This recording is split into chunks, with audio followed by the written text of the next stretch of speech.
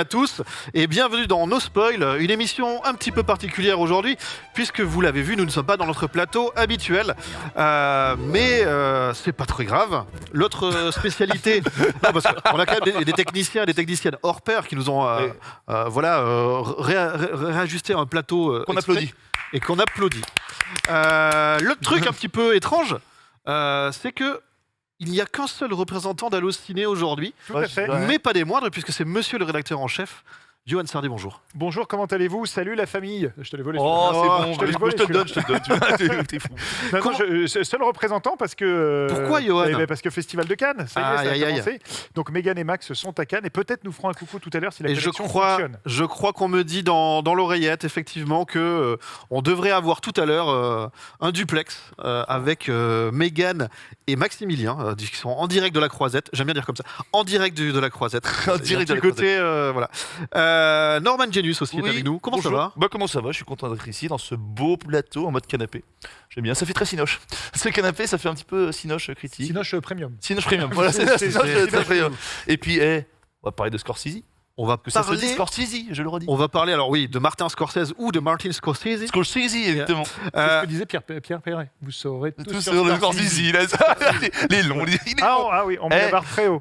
Il va falloir que ce côté du plateau se réveille. Quand il n'y a pas ses collègues, il est... De l'autre côté du plateau, on reçoit un doctorant en philosophie. Oui, bonjour. Bonjour Nanix. Je suis ravi d'être là, je suis vraiment très touché d'être parmi vous.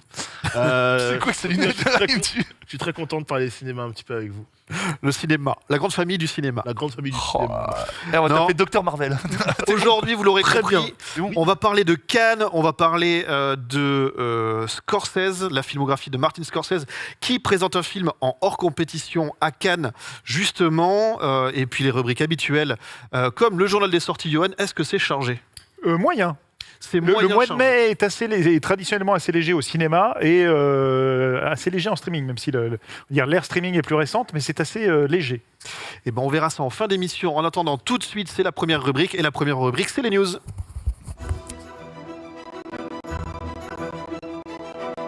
Et alors que notre jingle est en train de décéder prématurément, on a Johan. On est trop vieux pour ces conneries? J'ai envie de dire non, j'ai envie de dire oui. Je ne sais pas, vous le déciderez après Ça y est. cette news, puisque Allez. on a des infos sur, non pas une, mais deux suites qui arrivent tard. Donc on peut appeler ça la famille Ça des veut dire suites des tardives. films, des premiers épisodes qui sont arrivés tôt. Voilà, c'est ça. Voilà. Et donc la grande famille des suites tardives. Le premier, on en parle parce que le casting est en train vraiment de se verrouiller. Et donc ça lance vraiment très concrètement le projet. 35 ans après, une suite pour Beetlejuice. Hey. Donc Beetlejuice, avant de vous parler du casting, on rappelle, c'est un film de 88, le second film de Tim Burton. Il avait fait un premier film pas forcément connu qui s'appelle Pee-wee Big Adventure. Ouais. C'était l'histoire d'un homme-enfant qui se balade toujours avec son vélo et tout ça. Et tu sais quoi? Ce monsieur m'a toujours mis mal à l'aise. Ah, il est très malaisant. On dirait qu'il est un peu cireux, tu Tout à vois. fait. Il est très malaisant en plus par rapport à d'autres trucs qu'il a fait en dehors des plateaux. Mais donc, Ah, en voilà, plus. je crois. Mais ça se Il voit sur lui. Il a pris pour ça, d'ailleurs. il est assez malaisant. Bref, en tout cas, Tim Burton, Très en bon. 88, réalise Beetlejuice. Donc, c'est le film qui, finalement, lui permet d'accéder à Batman. Tout à fait. Voilà, parce que dans ce film-là, il met à la fois sa patte très burtonienne, il y a déjà un univers très burtonien, des créatures très, très particulières, très étranges, un ton assez décalé entre le morbide, le macabre et le rigolo. Et le rigolo. Voilà, donc c'est assez étrange. Et pour resituer l'histoire, c'est l'histoire de deux fantômes, donc un couple qui meurt dans leur maison. Ils sont fantômes, j'allais dire ils reviennent à la vie. Non, en fait, ils sont fantômes, ils sont dans l'au-delà, mais en tout cas, voilà, Fantomisé. ils hantent leur maison, mais ils voient une nouvelle famille venir s'installer. Ils peuvent pas dégager ces intrus. Ils Et veulent donc, les virer. voilà, ils veulent les virer et donc ils font appel à un bio-exorciste, c'est-à-dire un fantôme, je ne sais pas s'il est vraiment fantôme, démon en tout cas, quelqu'un qui se fait appeler Beetlejuice et qui est spécialisé dans la chasse aux humains. Pour que les fantômes vivent tranquilles. Voilà, donc c'est une histoire de fantômes vue du point de vue des fantômes. Ça a été refait après dans des films que nous ne citerons pas pour ne pas les spoiler. Mais voilà, donc c'est assez intéressant de ce point de vue-là. Et c'est aussi là où Tim Burton rencontre Julien Keaton. Lepers. Et voilà, Julien Lepers et Michael Keaton, qui au départ avait refusé le rôle, et puis en fait, ils ont réussi à bien accrocher tous les deux, et il a improvisé, je crois, 90% de ses répliques. C'est vrai. Il se lâche vraiment totalement. Ah Il a ouais. un look très particulier, à la fois avec son maquillage et son costume un peu en forme en rap-tout. Avec Rob qui nous dit sur le chat, de la merde ta maquette. Oui, Ouais. exactement. Et Voilà. quand il danse et tout, il me tue. Voilà, mais non, il est excellent. Il fabuleux. n'apparaît que 14 minutes dans le film. Ouais, on le voit Ça, pas c'est très beaucoup. étonnant. C'est ouf. Le film dure 1h30. Déjà, c'est un film court, Ouais. parce que à cette époque-là, on sait que les films étaient moins longs qu'aujourd'hui. Et en fait, le personnage central n'apparaît que 14 minutes. Et donc, il a vraiment marqué la pop culture, ce personnage de Beetlejuice. Il y a même eu une série animée qui avait Ouais, été supervisée par Burton, qui était très chouette. J'aime bien. Voilà, qui Dans les le années voyait 90-2000. dans sa relation avec le personnage de Winona Ryder, mais version animée. Et chaque fois, il y a eu plein de tentatives de le ramener sur le devant de la scène. Ça y est, maintenant, c'est fait. Il y aura donc une suite motivée par le fait que Tim Burton, avec Mercredi, un peu est revenu en grâce. hype En grande et en grâce, on va dire. Et donc, il retrouvera sur le film Michael Keaton, évidemment, Winona Ryder qui reprendra son rôle, Catherine O'Hara qui jouait l'un des seconds rôles. La mère de Winona Ryder, du coup. C'était la mère dedans, voilà, qui reprendra son rôle. Et parmi les ajouts de casting, Jenna Ortega. Donc la mercredi de la évidemment. série, qui est presque une pure créature burtonienne quand on la voit. J'espère On qu'il se ne va dit pas que- être cantonné au rôle de maudit Ouais, c'est sombre. ça, c'est parce voilà, que j'ai l'impression que dès qu'il y a un truc, maintenant, c'est Jenna Ortega. C'est ce que je veux dire. Faut qu'elle arrive en tout cas à Ouais. pas tomber dans le piège Mais bon, elle est bien, elle est bien. voilà, du stéréotype de casting. Monica Bellucci, Oh, qui jouera la Alors femme de Beetlejuice. On n'avait pas vu jusque-là la femme de Beetlejuice. On voyait un peu dans quel univers vivait Beetlejuice, notamment dans la séquence de fin du film où il se retrouve dans une espèce de salle d'attente avec plein d'autres morts et tout ça. Mais on n'avait jamais vu sa vie de couple, donc elle jouera la femme de Michael Keaton et du personnage. Ah bon, ça. Et Willem Dafoe est également au générique. Oh, Deux c'est frères. bien, ça. Donc ça commence à sentir pas mal. Il y a déjà une date de sortie, 4 septembre 2024 en France. Donc ça veut dire que Hey, c'est un film qui va se tourner vite et qui va arriver vite. et on sera plus là pour en parler. On sera plus là pour dans en cette parler. émission. Ah, on sera encore en vie. On vit, mais on espère. Sur stream, quoi. Et c'est l'occasion de voir Tim Burton à la fois boucler la boucle et à la fois de voir si la patte Burton c'est quelque chose du passé ou si ça peut repartir. Tu vois, on parlait de Scorsese tout à l'heure qui a quand même réussi à traverser Ouais. les époques. On a l'impression que Burton c'était très les années 90, début 2000 et puis que depuis Burton c'est un peu une espèce de... Depuis Big Fish, hein, c'est un peu ce qu'on avait dit quand on Ouais. avait fait la tier list Burton, fait l'émission spéciale sur lui. Il y a eu Exactement. des errances. Bah, il reste toujours dans le même univers et quand t'accroches plus par rapport à ce que nous on a connu, tu vois, Scorsese il s'est renouvelé quand même plein de fois. C'est vrai que Big Fish et puis Alice au Pays des Merveilles qui a été son mauvais coup. C'était là il a déconné, Tim. Mais c'est vrai qu'avec Mercredi, même si je suis pas fan de la série, il est bien revenu. Puis bon, voilà, Beetlejuice c'est quand même un Puis film. le fait de reprendre le casting d'origine, c'est toujours bien. Ouais. Mais Catherine O'Hara, Tu repars pas sur quelque chose de nouveau, un legacy sequel, je ne sais quoi, avec parce que c'est la mode, hein, on n'oublie pas. Avec, je suis perturbé de ne pas parler avec le père de lait dans la bouche. Pardon. Remets Mais, je la ferai après. Mais surtout, tu mets pas de nouveaux, à part Jenna Ortega et Monica Bellucci, mais qui est quand même assez âgée, tu ne prends pas trop de nouvelles têtes en fait. Donc ça c'est bien. Mais Catherine O'Hara, Mais- elle a quel âge là parce que... Catherine O'Hara, elle a 60-70 70 ouais. Ah, ans, je ouais. dirais. Ouais. Ouais. Et du coup, pas de Alec Baldwin, Gina Davis.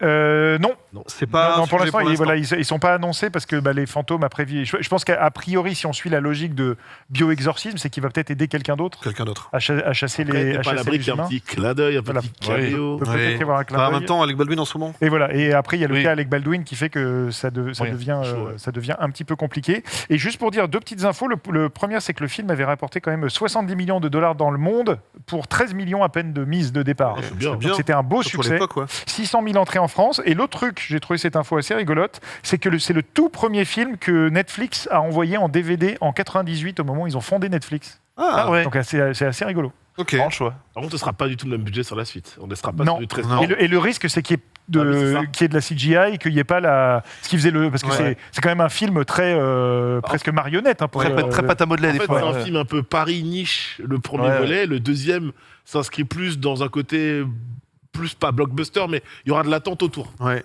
Alors qu'il n'avait pas forcément autour du premier film. Et moi, ce qui me fait peur, c'est par rapport au budget. Il risque de se faire massacrer s'il rentre pas et n'est pas rentable. Alors, il faut se rappeler juste qu'est Beetlejuice pour le cinéma. Et c'est pas non plus un. C'est un film culte pour plein de gens, mais c'est pas The Film. Non, quoi. exactement, Voilà. exactement. Mais bon, c'est quand même top 3, top 4 pour moi en tout cas des films de Tim Burton. De Tim Pour moi, c'est un Burton. film qui m'a marqué et qui reste un de ses best. Johan, tu nous parlais en ouverture de deux Ouais. suites. Alors, Beetlejuice, c'était 35 ans après. Ouais. Ouais. Là, on est sur du 26 ans après. C'est un peu plus jeune, mais c'est pas mal quand même. Proche de nous déjà. Voilà, le retour d'un film que j'adore, qui était sorti en 1997, le succès surprise de l'année 97. Un film où des chômeurs de Sheffield décident de monter un spectacle de striptease où ils vont jusqu'au bout. Ils sortent le grand jeu, ça s'appelle donc The Full Monty. C'est ma news. Voilà, c'était ta news. Vas-y, continue. T'as pas regardé le runner. Non, mais vas-y, ça me prend pas bosser. Je te laisse faire la news. Eh ben, c'est 26 ans après, ils reviennent avec 8 épisodes. Vas-y, mais t'as les détails. Ah, c'est ça. Il a dit ça me fera pas bosser. Non, mais vas-y. C'est Gaz et la bande Gaz et c'est quoi t'as le temps de chercher une autre news. Une autre news que t'as pas Non, après je m'arrête.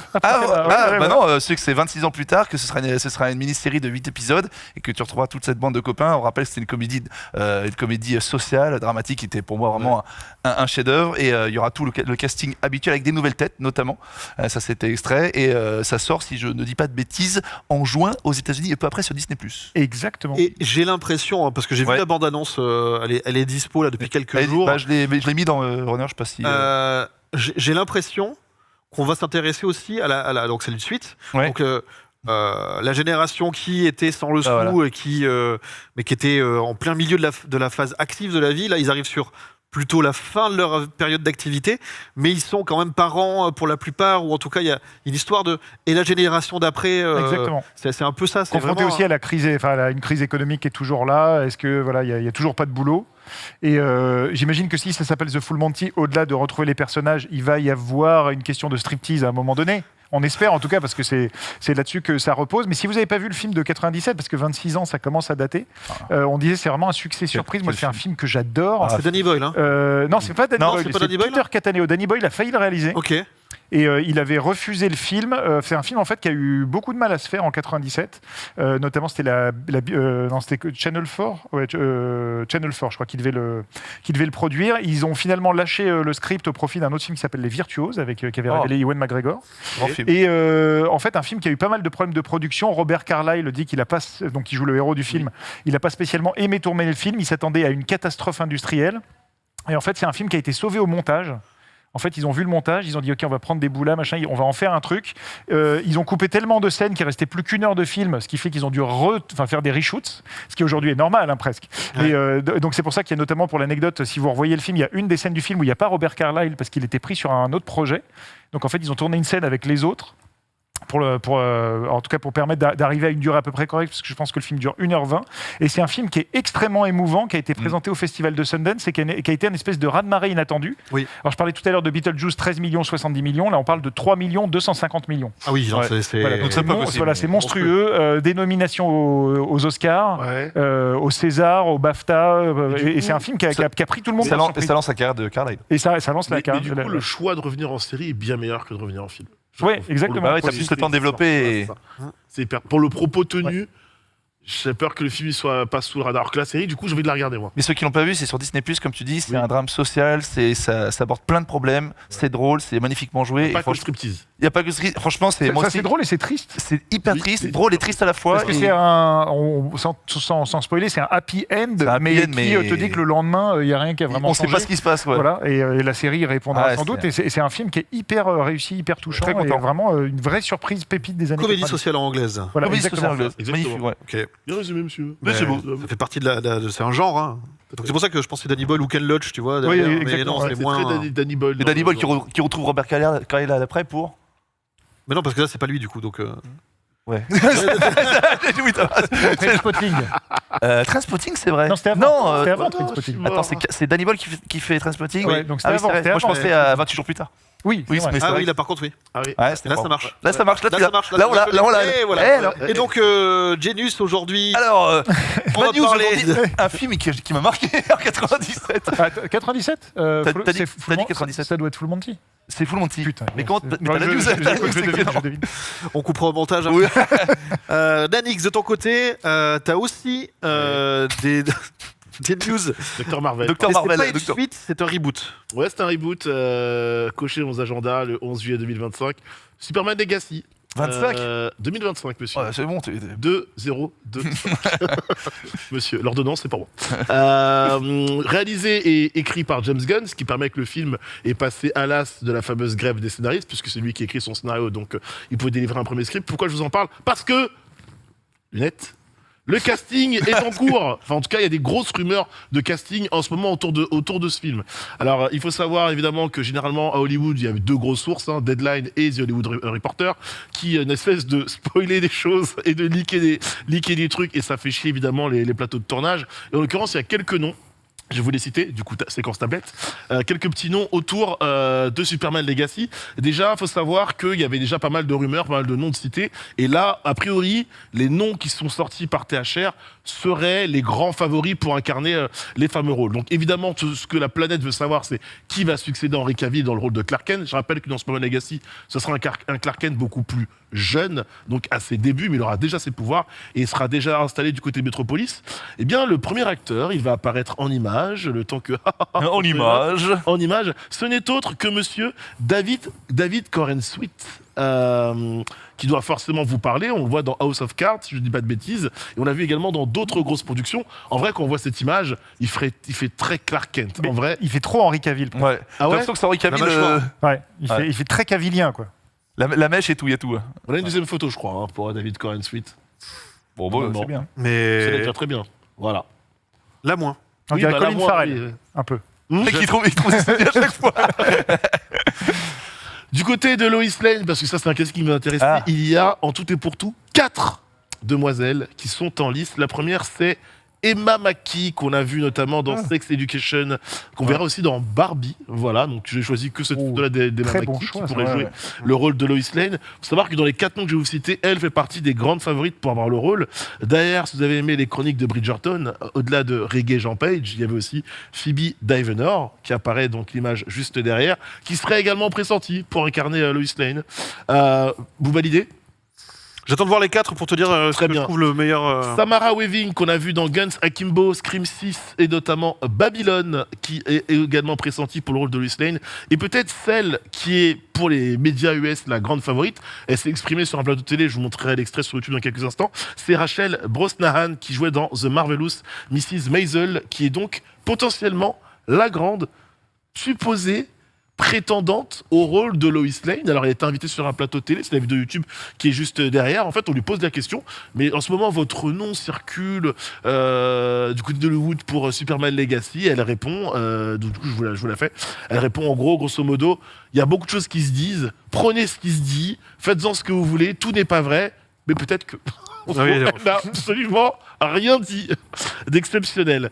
Il faut savoir que pour le rôle de Clark Kent, il y avait 2 acteurs qui sortaient du lot, donc David Corenswet et Nicholas Hoult. Nicholas Hoult qu'on avait vu dans Le Fauve, notamment dans X-Men. Mais sachez que il est pressenti peut-être pour incarner Clark, plus vraiment. Par contre, c'est le seul nom qui revient pour incarner un personnage, le méchant officialisé par James Gunn, à savoir Lex Luthor.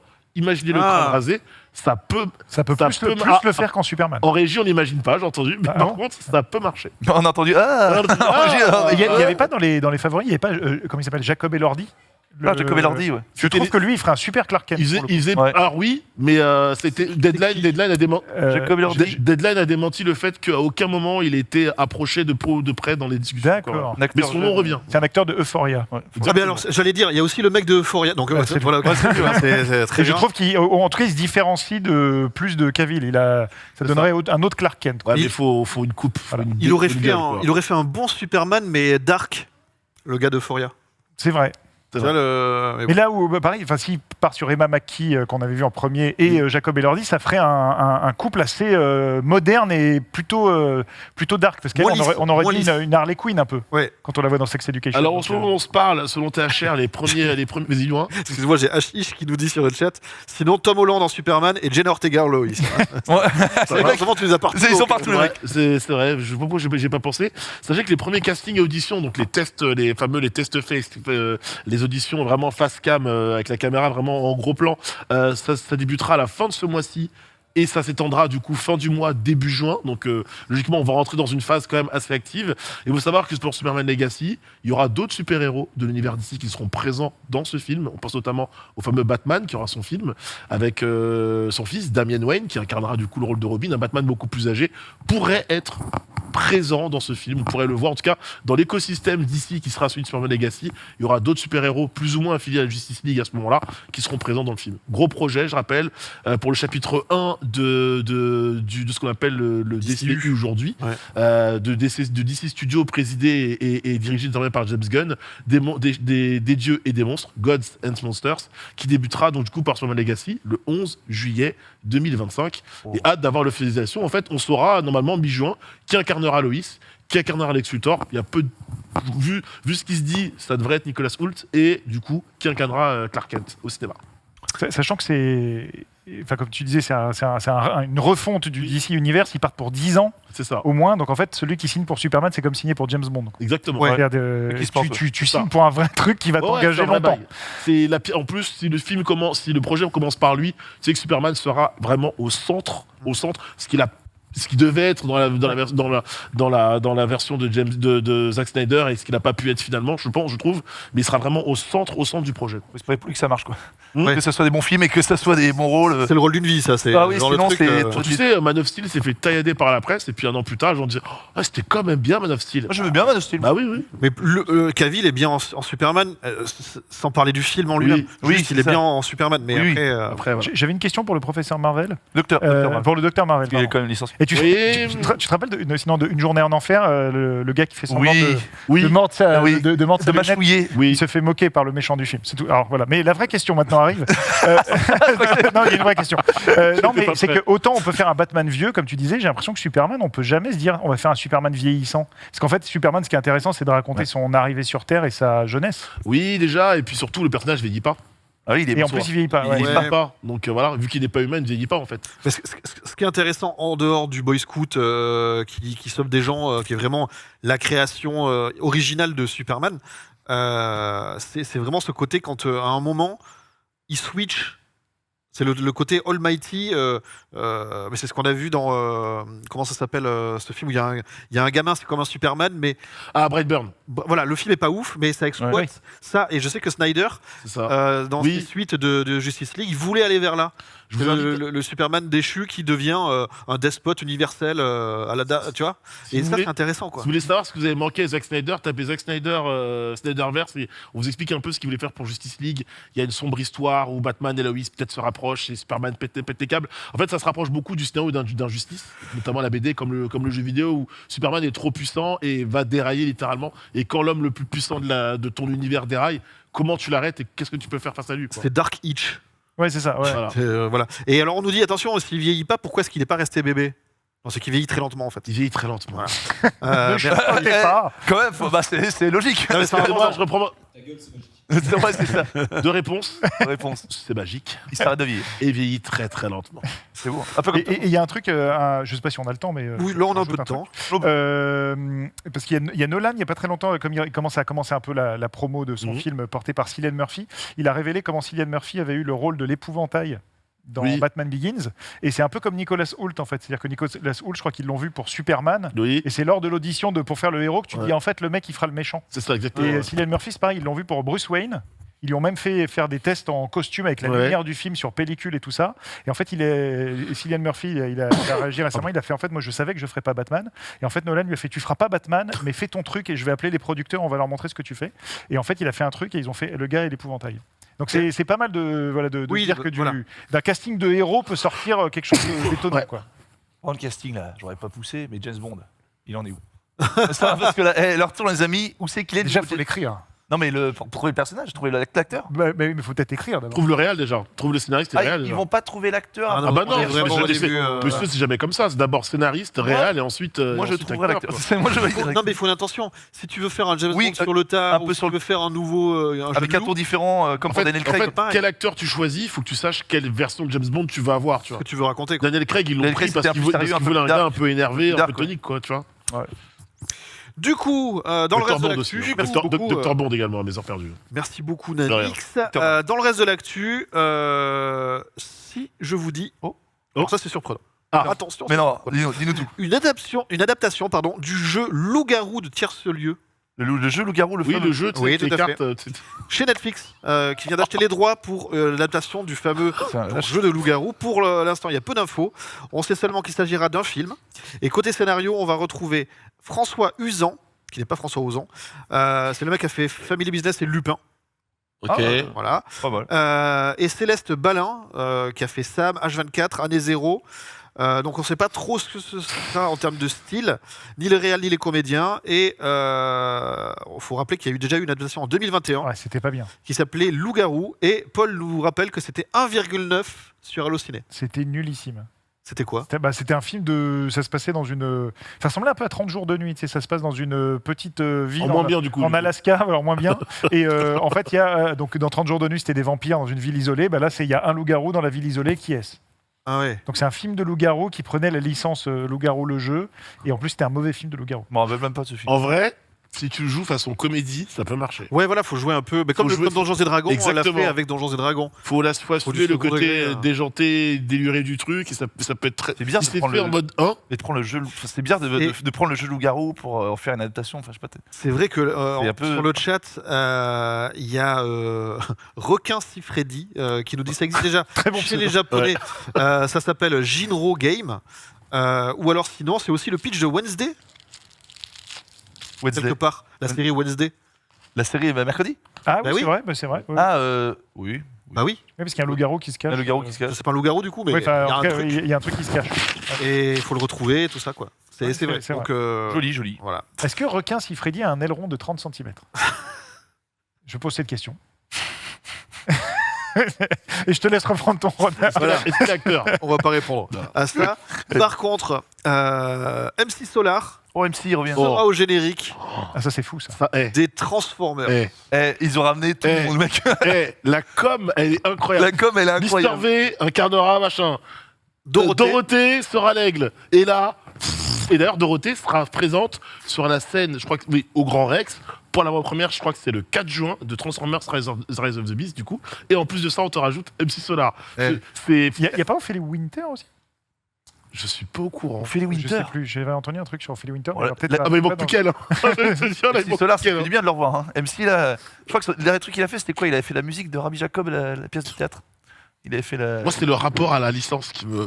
Bah, Non, mais c'est comme Donjons et Dragons avec Mylène Farmer, hein, pour le coup. Ok, tout va bien. Pour le coup, je préfère Tame Impala, Ouais, qui est ceux qui ont fait la chanson de fin partout dans le reste du monde. Oui. Puis du Donc, coup, il risque d'être là à l'avant-première aussi. Lui va incarner son morceau, c'est normal, tu vois. Donc, Mais ce qui est Il fait en rigolo, live, c'est que ça, avant, quand tu avais été Transformers 7, 8, 9 qui sortaient, au bout d'un moment, on s'en foutait un peu. Là, ça met un petit quelque chose. Je me demande si d'ailleurs, Ah. cette com, en tout cas française, du coup, elle n'est pas aussi agressive. Parce qu'aujourd'hui, Transformers, c'est un peu retombé en termes d'intérêt. Les gens s'en foutent un peu, tu vois. Ce sera comme Bad Buzz, parce que quand Mister V a été annoncé, la moitié des gens se sont levés en mode pourquoi vous prenez pas des vrais comédiens, des vrais doubleurs, des vrais comédiens de doublage, etc. Et ils se sont fait un peu chier dessus. Bon, Dorothée Pousseau, évidemment, ça va, mais après, Mister V sera peut-être très bien. Mais bon, c'était un peu comme Bad Buzz. Mais bon, en tout cas, comme tu dis, on en parle. Il n'y a pas de moyen de publicité. Du coup, un peu plus d'infos. Transformers, donc Rise of the Beast, sort le 7 juin. Tout à fait. Voilà. Avec les Maximals. Et le film va introduire les Maximals, comme tu dis, mon cher Nanix, des animaux mecha. Et ça Exactement. se déroulera en 94. Oui. Pour signer générique français, donc la Paramount a fait appel à MC Solar. Celui qui, à l'époque de l'action du film, sortait son deuxième album, Pros Combat. Jolie transition, Paul. Oui. Donc il va sortir un inédit intitulé Tout se transforme, en référence à son titre culte Les temps changent. Mhm. Titre dispo, lui, le 26 mai, sur toutes vos plateformes d'écoute. Très bien. Cette news était vraiment bien amenée. Ouais. Non mais en vrai, Transformers, tu disais Dorothée, mais c'est pas Dorothée Poussée ou c'est Dorothée Non, c'est Dorothée Ah du oui, Club c'est Dorothée. Dorothée normal. Dorothée du Club c'est Dorothée. Dorothée du Ah, Club d'accord. Dorothée. C'est la Dorothée. The Dorothée. Voilà. Ah, c'est The Dorothée. C'est The Dorothée. Bon, il y a prescription parce que c'est The Dorothée, comme ça va. Bah, regarde la bande-annonce en VF. Tu l'entends parler 2 fois, ça va. Tu trouves ça va? Mais du coup, Ça va. toi, tu es pour voir des. On va dire des stars. Moi, en vrai, je m'en fous de Transformers, que ce soit Dorothée. Mais Dorothée, elle a déjà, entre guillemets, t'as déjà entendu sa voix dans Oui. plein de programmes pour jeunesse, donc ça me choque pas en fait. Est-ce que tu fais partie des gens qui sont pas d'accord de voir des gens comme Mister V à la Ça place- dépend. Si la personne est comédien, oui. Si la personne n'est pas comédien, non, tu vois. Ouais, exemple, il y a ça. Par exemple, Malik Bentala, je l'adore, je l'aime beaucoup. Dans Sonic, non, en fait, tu vois. Vraiment. Ah, il est comédien? Oui, mais à du la coup, limite- Ah oui, mais bon. mais du coup, il est pas bon dedans. Non. Ah non, il est pas bon, non. À la limite, les gens dont c'est pas le métier principal, pour des seconds rôles. Et pas pour Ça peut des être rôles rigolo. principaux, ouais. Je pense par exemple à Johan Sardet, qui a doublé deux dessins animés. Un seul. Ah non, un Vice personnage. versa. Ah, ah, Non, Je crois que ça avait fait dans Ah, Raph, non, non, on voit Allociné. Si c'est bien ça que tu Ah oui, dans Voilà, l'autre, c'est qu'on voilà, voit voilà. Allociné. Voilà. J'ai doublé Alors- la souris démoniaque, enfin la souris le rat cauchemardesque, très précisément, de vice versa. Une phrase. Et voilà. Donc c'est même pas un second rôle. Mais c'est une phrase. Mais tu vois, Mais c'est le meilleur second. Mais quelle phrase? Franchement, on entend que ça. Ah, moi, j'en La phrase c'était viens vivre avec moi, Riley. Tu vois, c'est Ouais, bien. pas c'est du bien. Putain, je l'ai eu à cappella. On le en revient. VF. Ça, j'ai le film qui revient à la gorge Ouais. quand tu le dis. Putain, je suis dans le film, merci. et du coup, il y avait ton Et acolyte il de y avait Michel. mon acolyte qui faisait la pizza au brocoli. Vous n'avez même pas une scène à deux. Non. C'est comme Et on a Pacino, regretté, on a regretté. Pacino et De Niro, ils sont pas ils sont jamais ensemble. Tu vois. D'accord.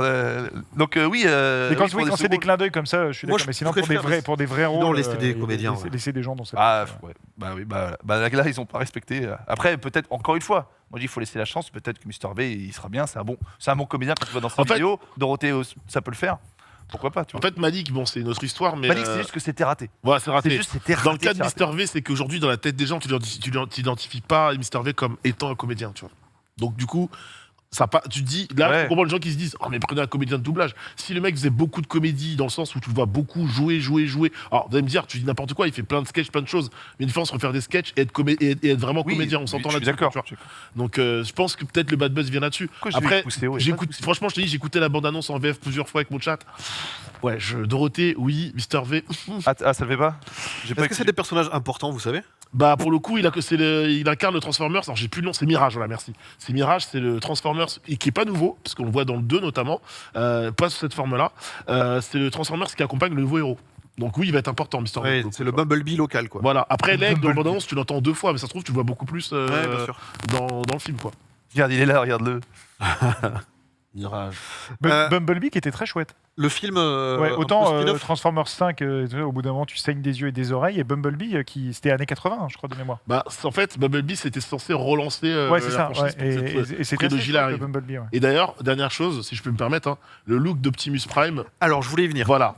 Eh ben, Je voulais y très bien. venir, mais je te laisse dérouler. Bah, le look d'Optimus Prime, en fait, il peut un peu choquer quand t'as connu les premiers films de Michael Bay, Les récents, là. les récents, parce qu'en fait, Optimus Prime, il n'a pas le look des Transformers. Par contre, il a le look des dessins animés. Ils ont. C'est l'Optimus Prime d'origine, Ah, en fait. C'est le vrai. C'est le vrai. C'est l'original. C'est pas un autre, c'est le vrai. C'est le Donc, il est vrai. maigre, il a perdu en kilos, clairement, tu vois. Regardez Transformers. Mais il a une forme de camion, en fait. C'est ça. Il a une forme de Regardez camion. Transformers, c'est la première transformation. Il est beau comme un camion. D'ailleurs, j'ai appris qu'il a permis à Robert Downey Jr. d'avoir la scène où il met la première armure d'Iron Man, là, et il va à Gulmira régler lui, là des bouches. C'est Optimus qui est beaucoup plus light que l'Optimus que tu as connu notamment dans le premier Mais Transformers. l'autre, il a des espèces de renflouncements avec. Non, Il là, a She-Stock. il a juste des machins qui lui permettent de se transformer en camion, quoi. Tu vois, c'est le principe d'un Transformers à la base. Hein. Tu transformes. C'est pas. Toi, un- toi, c'est- t'étais non, mais- colère, toi. Non, mais c'est l'histoire d'un camion qui parle quand même à la fin. Donc du coup, autant qu'il se transforme en camion et pas en patate à roulettes. Tu vois, c'est juste. Il y a un moment, il faut avoir un peu. J'étais graphiste un temps et il faut le design, c'était quelque chose. Passe-moi tes lunettes. Vas-y. Ah, le design. Le design. Tiens. C'est Docteur Autobot. Non, mais toi, Ah, je ça- vois qu'au cinéma, pour le premier Transformers, il avait le poing serré. Non, mais Il est trop balèze. en le faisant, j'avais l'impression d'être le gremlin savant à la con là. Ah On va oui, passer à autre chose. oui, bon. On va passer à autre chose. On va passer à Mario. Oh, Mario le film. la famille. Succès incroyable. Mérité.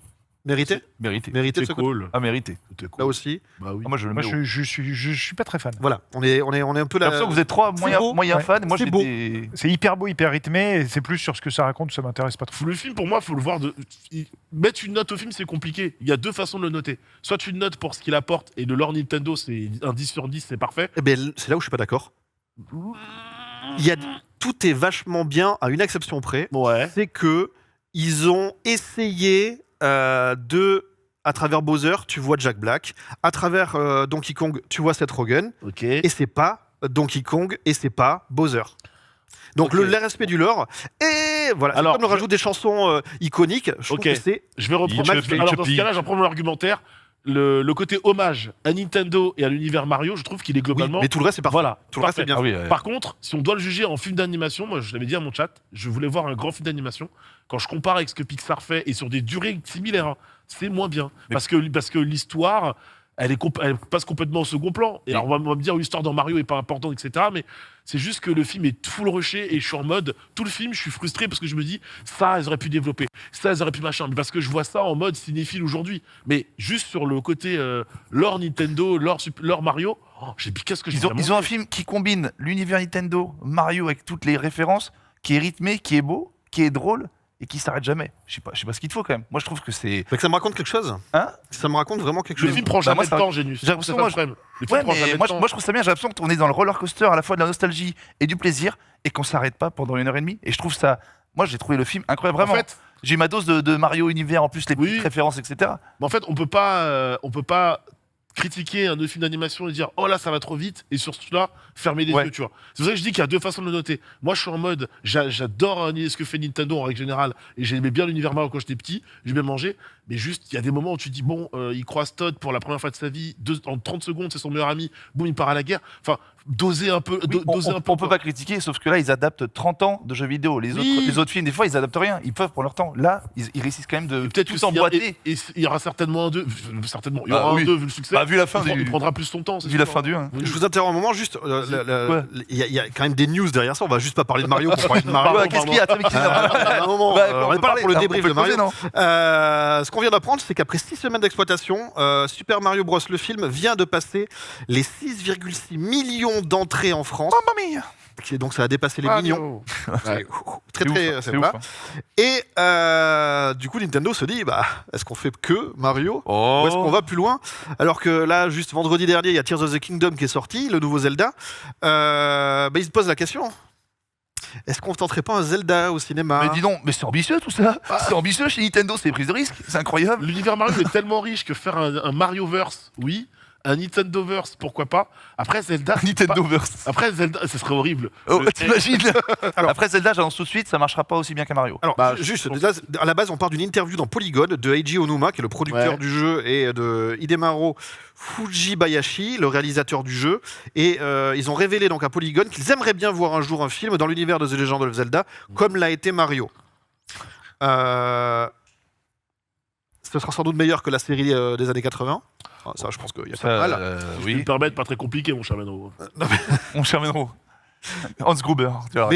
Mais par contre, moi, un film d'animation Zelda avec la même qualité plastique que le Mario, bah, il y a un truc un peu plus épique, un peu plus Ah oui, oui. moins.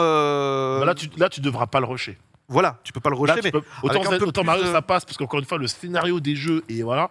Zelda, excuse y a- me. Oh, la tête, Oh, mon Dieu.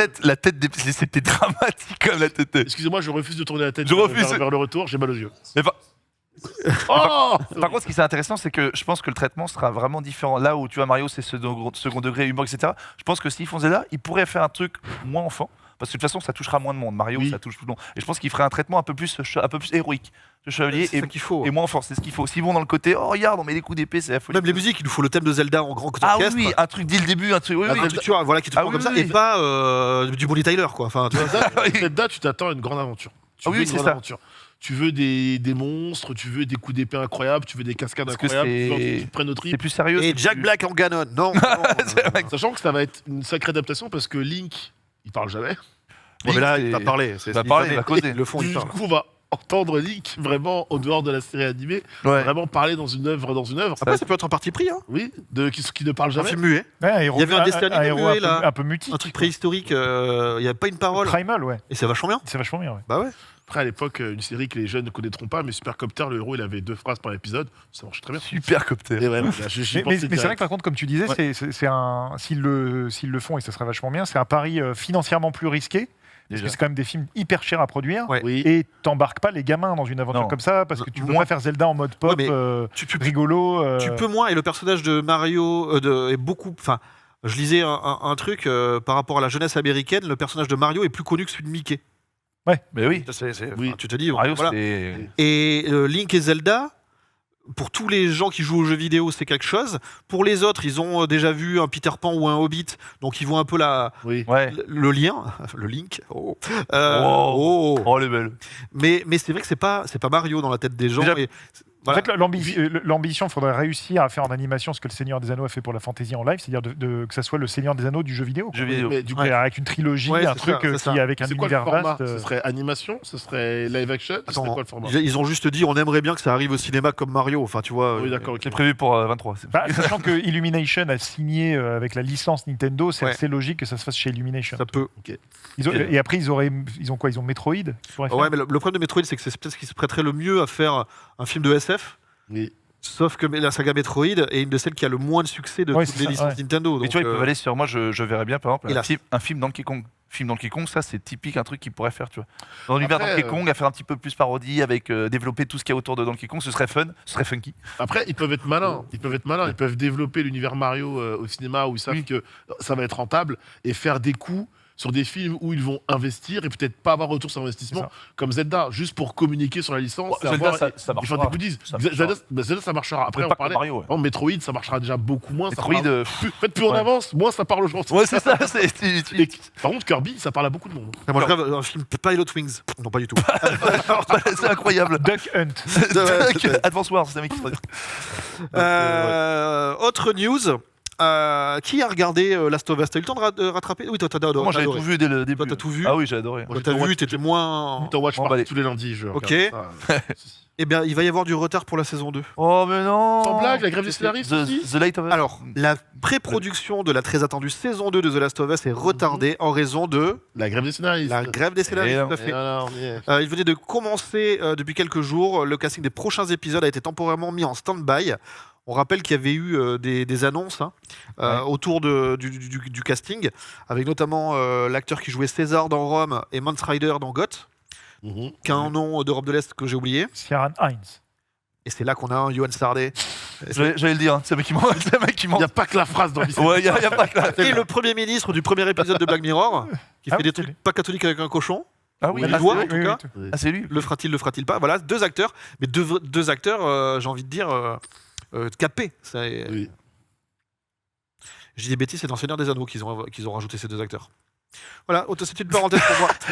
Tu vois, ça te prend tellement le C'est ça, chou, non, c'est mais dans c'est- un nom que t'en mélanges des C'est trucs. ça. Et là, j'ai Paul en régie qui fait mais qu'est-ce qu'il est en train de raconter? Du coup, stand-by pour la série Last of Us. Est-ce que c'est vraiment grave? Il vaut mieux un stand-by pour avoir quelque chose de bien plutôt que. De rusher. Après, le problème, c'est que comme Last of Us est. Enfin, comme le jeu, je pense, un univers d'extérieur, ça serait de louper la bonne saison Ouais, pour faut pouvoir tourner. faire tes plans. Ça veut dire que Et ça- du coup, ça tu va décales retarder. d'un an. Donc c'est plus ça, en fait, le truc embêtant. Mais par contre, on sait que Pedro Pascal, quand il a reçu la série, il a reçu 3 prix au MTV Movie et MTV Awards. Popcorn Award. Voilà, meilleur héros, meilleur duo, et je sais plus quel Ouais, était c'est pas loin, ouais. le dernier truc. Et en fait, il disait on soutient totalement la grève. Et donc c'est assez logique. En fait, il décide de mettre en pause et pas d'aller plus loin. Mais après, il y a le risque de louper le cours des saisons et de se dire que J'en on oublie. doit attendre. Non, surtout qu'on doit attendre un an de plus. Le truc, c'est que la saison 2 est censée commencer à adapter le deuxième jeu. Oui. Et par rapport au premier, c'est vraiment plus complexe tout ce qui se passe. Je ne devais pas spoil, rassurez-vous. Mais on voit, il y a plein de factions différentes. Et il y a des personnages qui ont des liens tous avec les uns les autres. C'est pour ça que c'est tellement ambitieux qu'ils ont déjà dit que le deuxième jeu ne serait pas qu'une seule saison. C'est ça. Donc il faut trouver des acteurs et des actrices Parce que de toute façon, qui ont des passages particulièrement complexes à jouer. leur credo depuis le début, c'est de dire tu as fait le jeu, tu vas redécouvrir le jeu sous certains aspects. Et en vrai, tu regardes la saison 1, ils n'ont pas menti. Et tu n'as pas fait le jeu, tu vas bien manger. La saison 2, pour ceux qui l'ont fait, je ne l'ai pas fini, je suis en train de finir le jeu. T'as tellement de personnages avec tellement d'interactions que tu sens qu'ils peuvent, un peu comme l'épisode à la Bill et Frank, nous pondre des petites masterclass comme ça, quoi. Parce que rien que pour ça, et j'ai envie de dire, on l'a beaucoup attendu la saison 1, donc je sais pas si moi, personnellement, je parlais en mon fort intérieur, mais je suis pas personnellement pressé que la saison 2 arrive. J'ai envie qu'il la fasse bien. Qu'il la fasse prenne bien, le ouais. temps, voilà. Moi, je suis content parce que moi, j'ai pas fait les jeux. Je suis un des rares. Fais-les maintenant. Bah, je voulais attendre saison 2, à faire la saison 2 et du coup faire Last of Us 1 et 2. Du coup, Mm. parce que je préférais, tu vois, découvrir J'ai la fait série. le 1 pour la saison 1 depuis un petit moment. C'est vraiment le 2. Là, Ouais. la série tomberait là. La première partie, peut-être, la première saison de cette saison 2, première partie. Ok, je sais ce qui se passe. Bon, que la suite, je serais dans l'inconnu complet, quoi, tu vois. Ouais. Faut que je vais devoir rattraper tout ça. Tout à l'heure, en me plantant, j'ai parlé du Seigneur des Anneaux. Et oui, je sais pourquoi. Pourquoi? Parce qu'ils ont annoncé Non, ça c'est du jeu vidéo et nous sommes sur nos spoils. Bah, je pensais que t'en parlais quand même. Non, Oh, du tout. tu me déçois. Non, je vais parler du youtubeur Curious Refugee. Curious Refugee. Ouais, voilà. Qui avait déjà fait un faux trailer d'un film Star Wars comme réalisé par Wes Anderson. Oui, Avec c'était du lui. lien. Ok, oui, oui. Et cette fois, il a fait le même exercice, mais avec le même réalisateur, donc c'est du Wes Anderson, mais pour Le Seigneur des Anneaux. Oh mon dieu. Je vous propose, Et avec le même casting. et avec le même casting. Je vous propose qu'on regarde ça. Journey unlike any you've experienced before. Donc This voilà, winter, Wes Anderson presents a heartwarming and quirky adaptation of a beloved classic, The Whimsical Fellowship. Meet Frodo Baggins, an unassuming hobbit, chosen for an extraordinary task. Guided by the enigmatic wizard Gandalf, Frodo embarks on a captivating journey with a colorful crew. Follow these heroes as they traverse idyllic countrysides and enchanted forests, bound together by a mission Pas to mal fait, save en their vrai. world from En looming vrai, c'est sympa. darkness. hein. Our quest is clear. We must destroy the One Ring, overcome the eccentricities of our newfound fellowship, and perhaps Bill learn Murray the en true meaning Gandalf, of friendship along the C'est Ben way. Stiller, j'ai vu. For this adventure, we'll require a walking stick, antique maps, breakfast, the Ring of Power, a pipe, a sword, and second breakfast. Featuring an illustrious cast of Middle-earth's most distinctive inhabitants. Starring Timothy Chalamet, Bill Murray, Tilda Swinton, Edward Norton, Leia Seydoux, Benicio del Toro, Adrian Brody, Bob Balaban, Jeff Goldblum, Ben Stiller, Christoph la Waltz, tête de- Willem Dafoe, and Owen Wilson. The Whimsical Fellowship is a refreshingly unique interpretation of Tolkien's timeless tale. Journey into theaters this summer, and remember, not all those who wander are lost. Oh, le wow, Elle, le Owen. elle est hyper bien In cette a bande. C'est galaxy vachement- far Très from vachement bien Le fait. Timothée Chalamet en Frodon, c'est validé. Et Willem Dafoe, il m'a régalé. Ça s'appellerait La Communauté Fantasque, si on traduit. Voilà, donc casting Bill Murray en Gandalf, Chalamet en Frodo, Léa Seydoux en Arwen, Edward Norton en Aragorn, Adrian Brody en Legolas, Owen Wilson en Sauron. Waouh! Waouh. Waouh. Owen Et Wilson. Willem Dafoe en Gollum. Bah, c'est rigolo. Il Willem Dafoe en Gollum, ouais. y a un vrai truc. T'as presque envie qu'il le fasse. Et je découvre qu'on dit Seydoux, Léa Seydoux. Ouais. Ah oui. Tu vois, nous on dit Léa Seydoux. Et en fait, On Seydoux. le prononce à la France. Ouais. Mais Chalamet en Luke Skywalker dans la première, et là en Frodon. Ouais. C'est-à-dire que si il avait été né en 77, il aurait pu faire Luke Skywalker. Si en 2001 il était né, je sais pas quel âge il a exactement. En tout cas, voilà, on est juste. Il aurait pu faire Frodon. Ouais. Il aurait pu faire John Connor jeune. Il aurait pu faire John John Connor. Il aurait Connor. pu faire tout le monde, Timothée. On va accélérer un petit peu parce que j'apprends dans mon oreillette imaginaire que Le duplex. le Megan et Max sont déjà Exactement. connectés. Donc Oh. on va accélérer très rapidement. Je voulais juste vous parler de l'annonce d'une série documentaire sur Monsieur Arnold Schwarzenegger. Monsieur. Ok. Oui. Voilà, donc Ok. Schwarzy est déjà sur Netflix avec la série Fubar. Mais on voit s'il le retrouve dans un docu sur sa vie. 3 épisodes pour retracer la carrière et le destin. Donc le côté Monsieur Muscle, bodybuildé, Monsieur Univers, puis la carrière d'acteur, puis la carrière de politicien et tout ce qui va derrière. Donc une des figures majeures de la pop culture moderne. La série qui sortira le 7 juin. On en reparlera peut-être C'est bon, pas dans le journal des sorties. Donc c'est pour ça qu'on en parle là. L'autre truc très rapidement, une news. Johnny Depp va passer à la réalisation Ah Ok. oui. Avec Et- Niney. et il va faire un film avec Pierre Ninet et Al Pacino. Ouais, c'est beau. Waouh. Le triangle On incroyable. a vu ça, c'est. Le jeu des duos. Si je te dis Al Pacino, j'ai déjà oublié. Et Pierre Ninet. Et là, le film de Johnny Depp. Bravo. Attends, c'est quoi? Il y a un troisième acteur que j'ai Il y a Ricardo Scarmaccio. Voilà, que j'aime bien. En fait, il y a 25 ans, Johnny Depp avait déjà filmé Marlon Brando dans The Brave. Et cette fois-ci, il va réaliser un biopic sur le peintre Modigliani.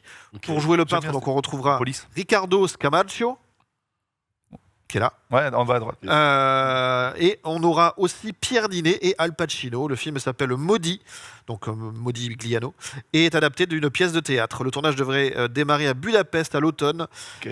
Et les droits de distribution vont sans doute se vendre d'ailleurs au marché. Ouais, c'est un film marché Canois. du film. Et je crois qu'Al Pacino a un autre gros film qu'ils ont annoncé hier là, avec Viggo Mortensen, notamment un film sur la mafia. Lui aussi. C'est l'assassinat de Kennedy vu du point de vue de la mafia. Oh, Ça a l'air vachement bien comme C'est ça. Oh, c'est costaud. pas mal ça. Ouais. Oui, c'est Avec Al c'est- Pacino, moi C'est j'achète. déjà vendu, J'achète ça. direct. C'est Ouais. vendeur. c'est vendu. J'achète. C'est du bien parce qu'Al Pacino il revient un peu. Venez, on va au marché du film, on achète. On c'est achète, ça. on achète. Il y a le Coppola là aussi qui. Ouais. Du coup, on parle du marché du film. C'est quelque chose qui se passe à Cannes. Je vous propose Oh, donc François. qu'on envoie un petit jiggle et qu'on retrouve nos envoyés spéciaux en direct de la Croisette.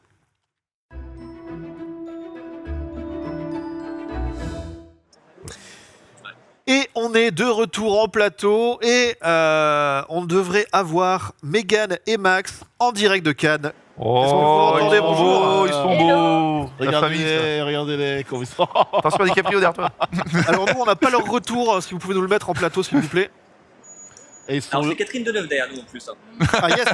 Ah, t'es pas tombé dedans. Vous êtes où là, s'il vous plaît? Comment ça va? Ça va et vous? Bah ça va, bah là on est à Cannes en fait, on est devant l'une des... Alors pas la plus grande salle des marches parce qu'en fait là, les marches sont fermées pour l'accès à la cérémonie d'ouverture ce soir. On est devant l'autre grande salle, les autres marches du Festival de Cannes. Mais c'est là que nous on ira voir le film d'ouverture ce soir.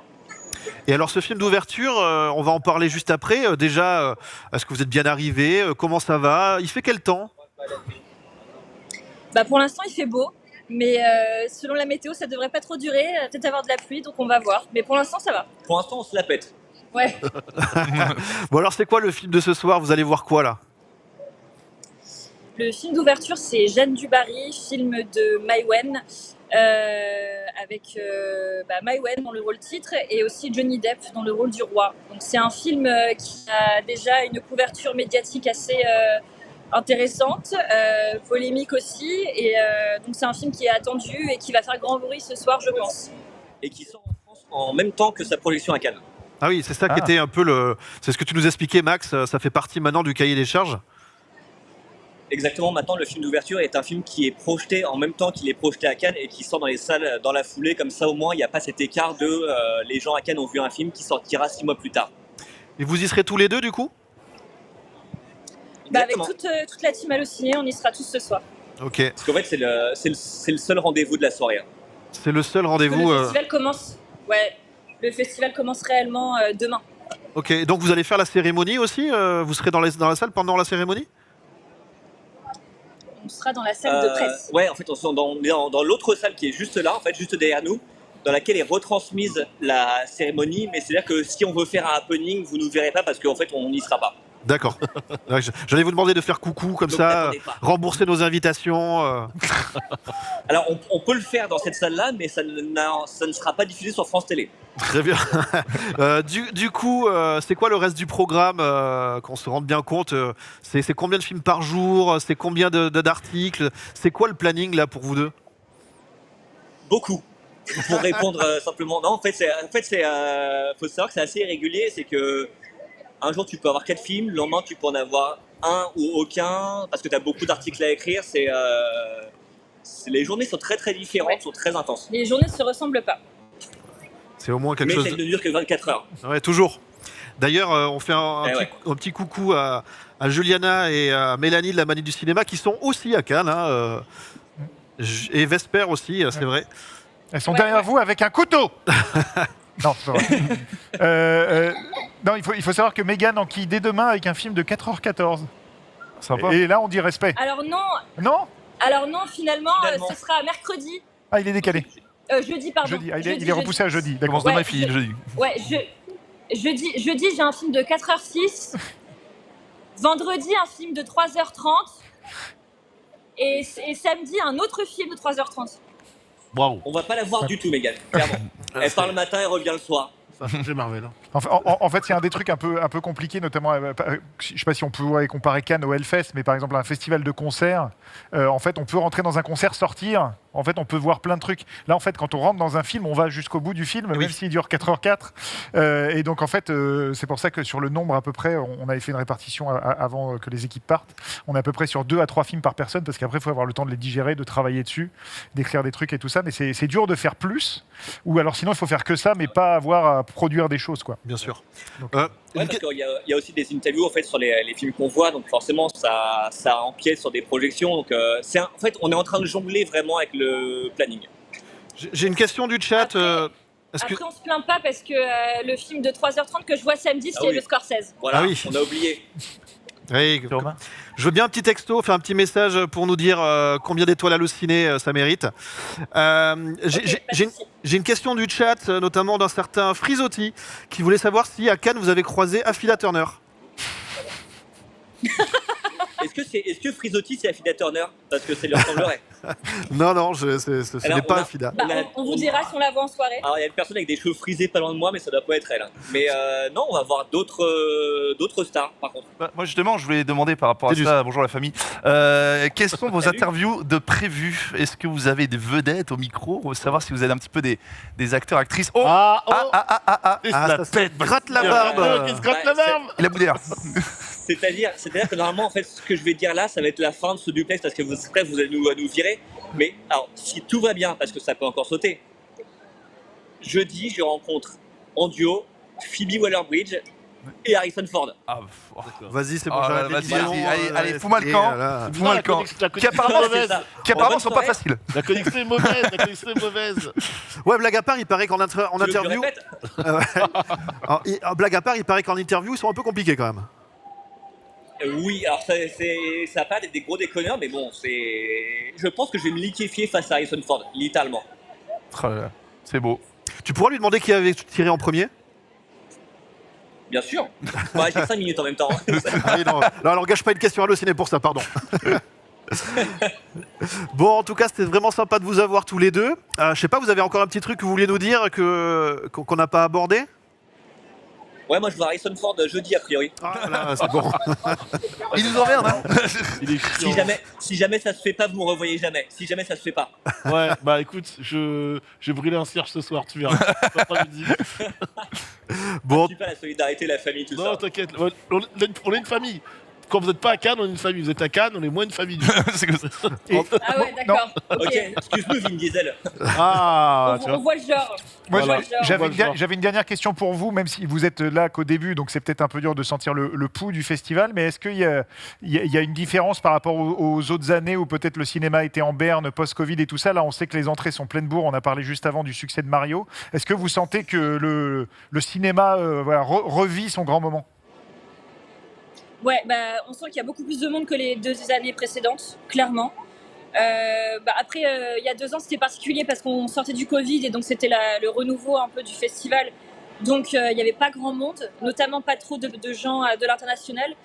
L'année dernière, ça allait un petit peu mieux. Et là, cette année, vraiment, il y a une masse de monde. Vraiment. Et on le ressent déjà le matin à la billetterie.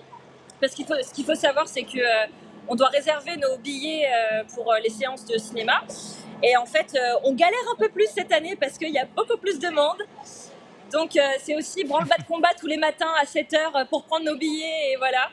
Mais c'est cool, enfin, c'est une bonne nouvelle. Ça veut dire que voilà, il y a un vrai regain pour le cinéma, que les gens sont curieux, ils ont envie de découvrir des films de 4 heures, des films chinois, des films qui viennent de partout, d'horizons divers. Donc, c'est chouette. Enfin, franchement, c'est agréable. C'est cool. un petit rappel avant de vous quitter, hein, la cérémonie d'ouverture ce soir et le festival sont à suivre sur Allociné, évidemment, jusqu'au 27 mai. Donc voilà, si vous êtes fan du festival, n'hésitez pas à y jeter plusieurs yeux. Tout à fait. Et alors, nous, on diffusera pas la cérémonie de clôture, c'est plutôt sur Canal. Oui, non, Sur France 2, pardon. J'y suis Oui, non, mais vous allez la Canal. suivre, Ah oui, on va la France suivre. Télé. Tout à fait, Vous la voilà, suivre, oui, pas la c'est diffuser, la c'est suivre. France Télé qui Bien sûr. diffuse la cérémonie de clôture. Ouais. On a les droits. merci beaucoup à tous les deux, essayez de profiter quand même un maximum. Allez à la plage quand même, allez vous baigner. Hein. Ah, Et, Merci beaucoup. profite et pas rev- trop jeudi. Hein, et revenez en forme Crème solaire. pour la dernière. Ciao, ciao. Crème Bien solaire sûr. avant tout. Bah ouais, bien sûr. Salut. Bisous. Allez, Crème Salut. solaire avant tout. Me fait chier, lui. C'est le mec avec C'est- Harrison Ford. Voilà, quoi. C'est- Harrison Ford. C'était qui C'était Ils étaient hyper Quoi, sympas. c'est qui Harrison Ford Moi, il ment. Il ment, il l'aura pas. Il l'aura pas. Aïe, aïe, Il aïe. y aura que Chi. Cannes, le festival. Donc du coup, Johan, c'est toi qui vas là-bas la semaine prochaine. Moi, on fait un switch à la mi-temps, donc moi j'y vais à partir de lundi. ouais. Ok. Et donc on aura Megan et Max en plateau. Exactement. Tout à fait. Oui, qui pourront nous raconter un petit peu leur. Bah, ils pourront ressenti. vous parler du Scorsese et du Indiana Jones, Ce qui est pas mal. ce qui est pas mal déjà. Et notamment du. Et Indiana Jones, Et Scorsese. du Scorsese. Ah oui, allez, tu veux m'amener quelque part Ah, quoi. non. C'est le sujet de notre dossier du jour. Petit jingle dossier.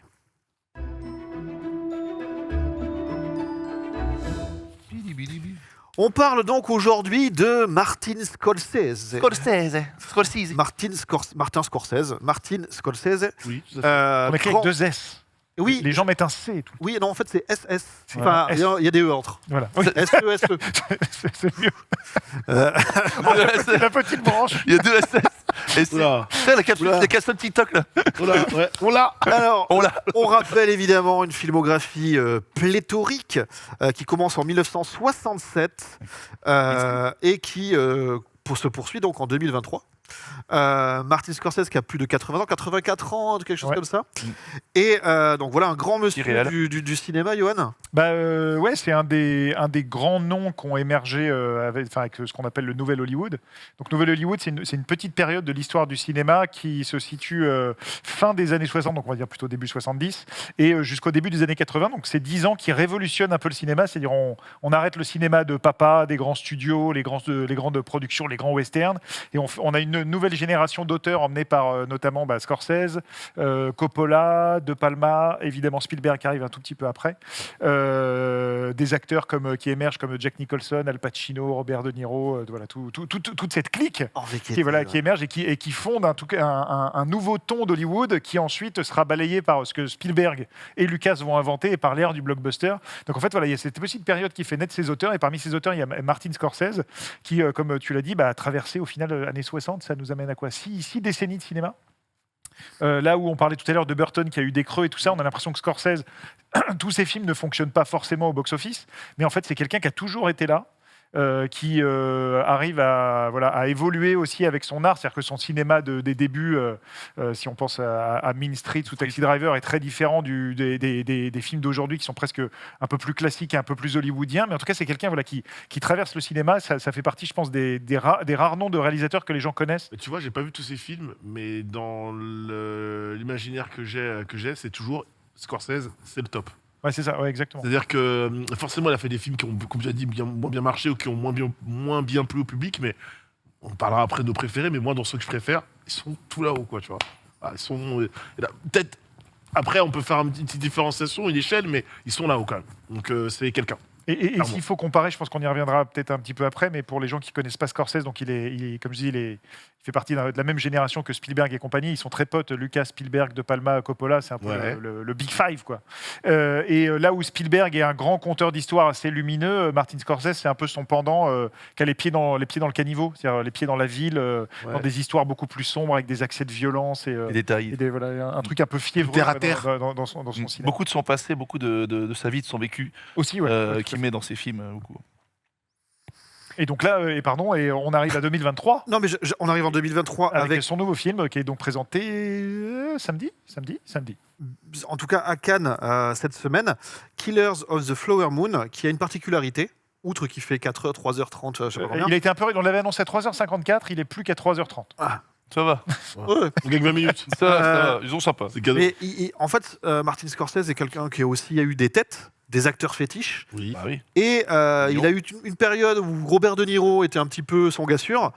Et à partir des années 2000, 90-2000, plutôt 2000, on a DiCaprio. Tout à fait. C'était quoi son premier film C'était Gangs... Non, c'était pas Gangs of New C'est York. Gangs of New York. C'est ça, c'était Gangs of New York, la rencontre avec DiCaprio, Et Gangs of New York, c'est 2002, on va en parler tout à l'heure d'ailleurs. 2002 déjà. Et donc du coup, ce film-là, il est intéressant parce qu'il va y avoir les deux qui se réunissent Ouais, enfin. et qui vont jouer ensemble. C'était un peu la peur qu'il y ait un truc en deux temporalités, etc. Non, c'est... Ça, c'est la première photo. Il n'y a pas encore eu de bande-annonce. On sait que Scorsese a dévoilé une bande-annonce aux exploitants américains à la CinemaCon, mais en tout cas, il n'y a pas eu de bande-annonce. Je pense qu'il y en aura une le jour de la projection cannoise. Donc voilà, samedi matin, guettez partout, il y aura normalement les images du nouveau Scorsese. Et ça, c'est la première, en tout cas, c'est la deuxième photo promotionnelle qu'on a eue, mais c'est la première avec les deux comédiens sur la même photo, sachant qu'ils s'étaient donné la réplique en 93 dans Blessure secrète. Ah ouais. Voilà, et c'était à l'époque où notamment De Niro avait dit à Scorsese, le petit genou là, pas mal. Ouais, Il a eu du pif, hein. Il a eu du pif, le mec. C'est comme quoi, voilà. Donc là, on est en 2002. Je rappelle, Scorsese, ça a commencé en 67. Parmi les films les plus illustres, comme ça, des années 70 après, évidemment, on est obligé de citer Mean Streets, Taxi Driver, New York, et en 80, Raging Bull, puis La Valse des Pantins. Raging Bull. Enfin, il y a quand même des films qui font partie des films les plus cités, les plus récompensés, non, mais en tout cas des plus commentés. Ouais, exactement. Et novateur, un peu. Novateur. Par exemple, Taxi Driver, il fait partie de ces films, comme on dit, c'est pas groundbreaking, ils ont inventé un genre. Taxi Driver, c'est vraiment le genre du solitaire et tout. Il y a un avant, un après Taxi Driver qui a été copié maintes et maintes fois, comme il y a eu des films par exemple de survie avec Rambo. Il a inventé ce genre-là et puis comme tu dis, c'est la création de le duo, la naissance d'un duo, Scorsese De Niro, qui est juste magique. Bah, tu vois, on parle de Joker, par exemple, récemment. Ouais. Joker a énormément de similitudes avec Taxi Driver, avec La Valse des Valse des Panthères Panthères, aussi. avec le plan. qui ont vraiment nourri John Ouais. Wayne. Donc, Ah ouais, c'est ça. il y a vraiment quelque chose comme ça. Donc, on voit des cinéastes d'aujourd'hui qui rendent hommage au cinéma de Scorsese. Du coup, moi, j'ai déjà envie de vous demander, est-ce que Scorsese, on peut dire que c'est un réalisateur qui est quand même peut-être du passé? Ses films sont d'époque, son cinéma, les films les plus illustres sont peut-être parmi ceux des années 80, 90. Est-ce qu'on peut considérer que Scorsese fait partie du passé ou est-ce qu'il a encore des choses à raconter aujourd'hui? C'est une bonne question. J'allais Tu as une réponse? Vas-y, Attends, enchaîne. je réfléchis. Est-ce que tu veux dire est-ce que c'est considéré pour les gens comme du passé ou est-ce que lui-même c'est un cinéaste du passé ou qui arrive pas vraiment? Alors, le temps que vous réfléchissiez, moi j'ai un petit truc à dire, notamment sur Irishman. Oui, tu voulais parler d'Irishman. Je voulais parler d'Irishman parce qu'il a plein de défauts. Notamment, il est un peu trop long. On a parlé des CGI de rajeunissement qui sont pas toujours... bon, voilà. On va pas revenir dessus. En fait, je trouve Irishman très intéressant pour un truc, le côté méta qu'il y a dans le film. C'est-à-dire, c'est quelqu'un qui va mettre ses acteurs fétiches pour raconter une histoire de l'Amérique qui est passée et un style de cinéma un peu passé.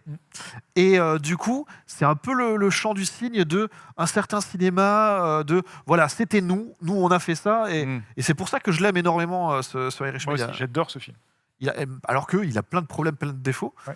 Mais il est notamment assez touchant de ce qu'il raconte des gens qui ont fait ce cinéma-là, de Scorsese, de ces acteurs-là, les Al Pacino, les De Niro, les Joe Pesci, qui est revenu au cinéma alors qu'il avait arrêté depuis... Joe Pesci, il a quasiment 90 ans. Il a 90 ans, il a Mais il est particulièrement âgé. Il est plus vieux que Pacino et tout. Ouais. Pour moi, oui. Ah ouais. Harvey Keitel aussi, qui est carré. Avec Keitel, non, aussi. Donc voilà. Mais c'est assez juste, c'est-à-dire que Scorsese, on le sait, c'est un immense cinéphile. C'est peut-être le plus grand cinéphile du monde, hein, je pense. C'est-à-dire que c'est quelqu'un qui a créé une fondation qui travaille à la restauration de grands classiques du cinéma. Dès qu'il peut découvrir ou conseiller des nouvelles choses, c'est fabuleux. Il avait fait des sortes de documentaires longue durée qui s'appellent Voyage au cœur du cinéma américain, et je crois qu'il a fait la même chose sur le cinéma italien. Donc c'est vraiment un mangeur de pellicules, voilà, qui a grandi avec ça. Et donc en fait, cette étiquette de cinéphile et cette notion de cinéphilie, je crois qu'il essaye il comprend quelle est sa place dans l'histoire du cinéma, et je pense qu'il essaye il a la notion de comment il s'inscrit là-dedans. Contrairement peut-être à des yes man ou des gens qui font juste leur boulot de réal sans se poser la question, en fait, Scorsese, il sait à quelle période de l'histoire du cinéma il se situe, qu'est-ce qu'il doit raconter, tout ça. Et c'est ça, moi aussi, que j'avais beaucoup aimé dans Irishman, c'est-à-dire qu'il racontait la fin d'un truc. Ouais. Et voilà. Et alors là, des films de gangsters de la grande époque. Voilà, exactement. Tout ça, ouais. Et aussi une sorte de fresque façon Le Parrain, c'est-à-dire un truc qui se fait plus aujourd'hui ou qu'on ferait en série télé. Et donc en fait, je pense qu'il a conscience de ça. Et la question, ça va être Killers of the Flower Moon, qui donc interroge aussi un événement de l'histoire américaine. C'est quoi le pitch, d'ailleurs? Donc le pitch, en fait, c'est dans les années 20. Il y a eu plusieurs meurtres au sein d'une tribu de natives américaines, la tribu des Osages, je crois. Osages, je ne sais pas comment on dit, et en fait, qui avaient trouvé du pétrole sur leur terre et qui s'étaient enrichis grâce à ça. Et en fait, il commence à y avoir des meurtres au sein de cette communauté. Et donc, en fait, c'est l'enquête que va mener un agent du FBI pour essayer de comprendre ce qui s'est passé. Et donc, à travers cette petite histoire que nous, depuis la lorgnette française, je pense qu'on ne connaît pas du tout, en fait, c'est à la fois, il raconte cette histoire et à la fois, il interroge encore une fois l'Amérique. Et c'est ça qui est intéressant. Et donc, est-ce que ça va être en tout cas, de ce qu'on voit des photos, c'est que ça va être un film assez classique, je pense, dans la facture, pas du tout peut-être avec la folie et l'exubérance du Loup de Wall Street. Et peut-être aussi que il va aussi fermer une nouvelle page et dire voilà, ça je l'ai fait et je sais où j'inscris mon film. Donc voilà, je ne sais pas si ça répond bien à ta question, mais en tout cas, j'ai l'impression qu'il a cette conscience de ça, Scorsese, de où il s'inscrit. Moi, il y a ça, il y a aussi cette logique de raconter quelque chose, une époque de l'Amérique à chaque fois. Ouais, tout à fait, ouais. C'est vraiment quelque chose un peu constitutif du rêve américain, mais terni, twisté. C'est pas une apologie de ça. Et des personnages, genre Aviator, tu vois, à chaque fois, des moments, des illustres visages. des illustres, des époques, des ateliers. Oui, c'est vrai. Bah, il a un truc, on sait qu'il a avant de devenir réalisateur, en fait, il voulait devenir prêtre. Ce qui est plutôt étonnant quand on voit ses films.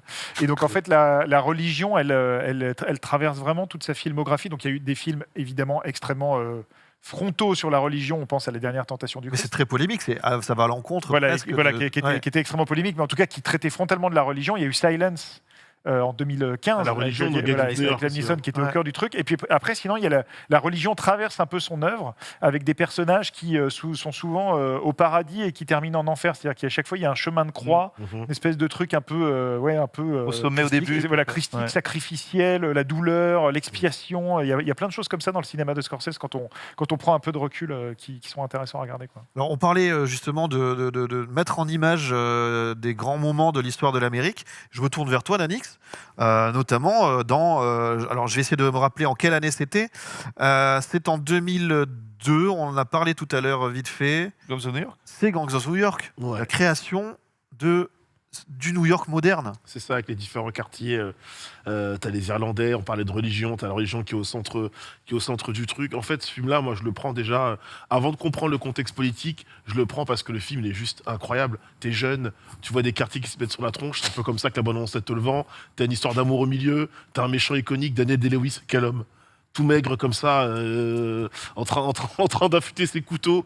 Et puis t'as un face-à-face de zinzin. Le face-à-face entre... Leonardo DiCaprio et Daniel Day-Lewis, il est incroyable. Il se passe beaucoup de choses dans ce film. Et après, quand tu le revois, deuxième visionnage, premier visionnage, tu grandis un peu, tu t'intéresses un peu au contexte politique, au contexte social. Le film, on parlait tout à l'heure de The Full Monty sur le côté comédie sociale, etc. Bon, évidemment, il n'y a rien de comique dans Gangs of New York. On ne rigole pas du tout. Voilà. Et même l'histoire d'amour, elle est plutôt, tout est triste dans ce film. Tout est triste, tout te prend. Et en fait, le film est un peu conçu comme ça. On te met en face deux camps, on t'explique les motivations des deux personnages, et à toi un peu de voir vers quel côté tu penches. Évidemment que tu penches plus du côté de Leonardo, parce que l'histoire est faite autour de lui, etc. Mais de l'autre côté, on t'explique qu'il y a un méchant, parce qu'il y a un antagoniste, qui est méchant sur plein de points, mais n'a peut-être pas si tort que ça, en fond, par rapport aux convictions politiques qu'il a. En tout cas, ce qu'il fait, il le fait pas gratuitement. Voilà, il y a une explication, il y a quelque chose. D'ailleurs, le début du film, il explique. Voilà, il y a un drame, il fait un acte horrible et il explique pourquoi il le fait. Et tu sens même que ça l'affecte. Et ce film-là, je le trouve dingue. Pour tout, la musique, l'histoire de l'Amérique, l'histoire de New York à travers ces tricks.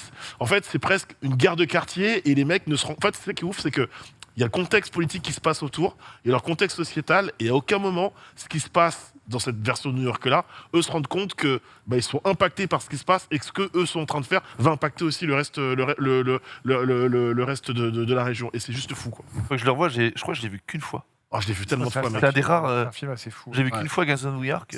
Le seul défaut du film, enfin DiCaprio, il est bon, mais il se fait tellement manger par Oui, Daniel Day-Lewis. Day-Lewis, c'est-à-dire que c'est, on l'a vu un tout petit peu dans les images. Normalement, il a un look, un chapeau Oui, haute oui. forme. Si toi tu mets ça, si moi je mets ça, on est ridicule. Oui. Ouais. Le Enfin, mec, il est terrifiant de Ouais. la première Mais à il la est maigre. dernière seconde. c'est le chapelier incroyable. fou, en fait. Voilà, Et avec c'est un œil qui vrille, ça. avec Voilà, ses il moustaches tape de- l'œil avec son couteau. C'est le vrai chapelier version horreur. Voilà. Mais Tu croises ce mec-là à 2h du matin.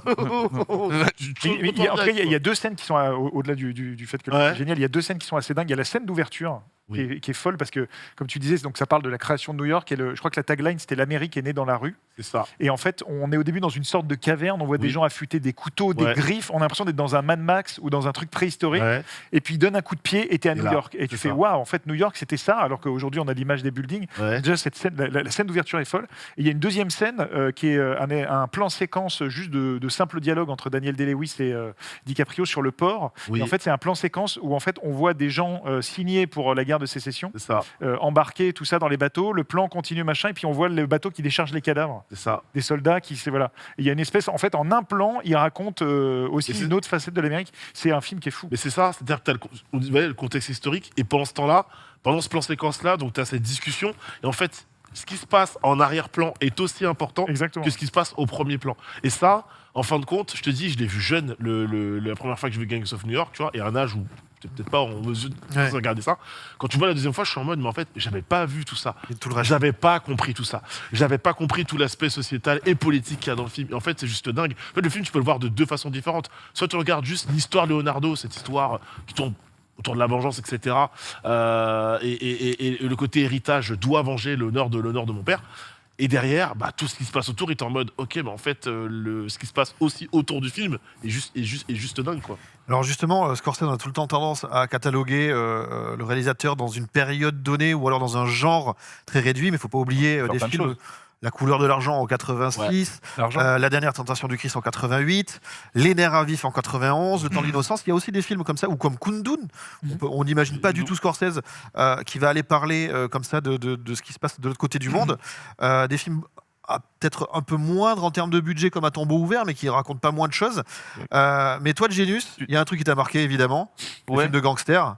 Oui, On est obligé d'en parler. deux, mais on va oublier d'en Et parler. il y en a c'est- deux. Alors on en parlait quand on préparait l'émission. Tu me disais. Toi, tu me disais que tu confondais souvent, tu mélangeais Casino et Les Affranchis. Alors Casino et Les Affranchis, Ouais. qui sont pour moi deux films parmi ceux que je préfère de Oui. Scorsese.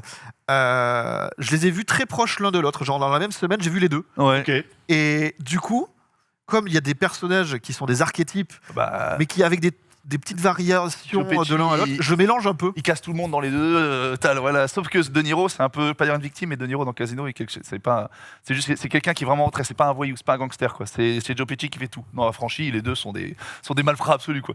Mais ça que tu disais, Scorsese, on le disait, c'est un des rares. Moi, j'ai grandi avec Scorsese, c'est peut-être un de mes top 3 des réals de ma vie. C'est un mec qui s'adapte tout le temps. Tu l'as vu, c'est un des rares réals où tu te dis, il a fait des films sur tout, sur tous les styles. Il parle d'un boxeur, il parle d'un homme d'affaires richissime, il peut parler de la guerre, il peut parler de la mafia. C'est rare qu'un réalisateur te transporte et arrive à réaliser et à réussir autant de bons films sur des thèmes différents. Franchement, on parlait de Tim Burton, qu'on adore, mais qui a du mal à se sortir De son, ouais. de Tim Burton, et du coup, de il a son du mal. iconographie, de son. Voilà. Et du Ouais. coup, il a du mal à se transposer, il a du mal à rester dans les âges, en tout cas accroché. Mais ouais, moi j'ai mis. Alors c'est bizarre parce que moi dans ma jeunesse, j'ai vu Casino avant de voir Les Affranchis. Casino qui est plus funky, c'est plus flashy, on va dire. Là où Les Affranchis, c'est encore un peu plus sombre. Moi j'adore les deux. Ce que j'aime chez Scorsese, c'est vraiment, et c'est beaucoup du vécu, c'est le sens du détail qu'il a. Par exemple, il y a une scène dans Les Affranchis où il présente au début. Il présente tous les mafieux. Et il y a tous les détails qui sont vraiment fabuleux, et des fois tu sais que c'est tiré des vraies histoires qu'il a eues. Par exemple, Tony Two Times, Eddie Two Times parce qu'il répète 2 fois la même chose et tout. Et tous les détails qu'il a au niveau de la narration de ces histoires, c'est vraiment pour moi une des forces de Scorsese. Et pour moi, rarement les réalisateurs ne poussent ce détail, vraiment rentrent dans les petits détails comme ça qui te rentrent dans l'histoire.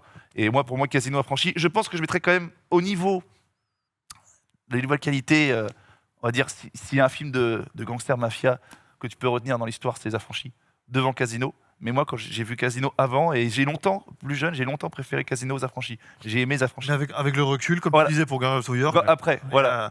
Et alors c'est rigolo parce que là, tout ça, c'est des gangsters, mais c'est des gangsters d'origine italienne. Oui, voilà, c'est ça, oui. Culture et comme ça.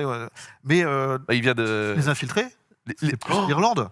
C'est Ouais, bien Et sûr. encore une fois, Et- quel film Et ça se passe à Boston. Ça se passe à C'est Boston. pas parce que d'habitude il est à Ouais. New York. C'est vrai que c'est normalement C'est c'est le vrai. cinéaste de New York. J'ai le Et- point serré à chaque fois que je vois ce film parce que Les Infiltrés, j'aime donc, pas la fin. Fabuleux. qui est inspiré, il faut le rappeler, c'est Infernal d'un Affair. coréen, de Ouais, c'est Infernal ça, Affairs, exactement. Hong Kong. mais qui quand même switch.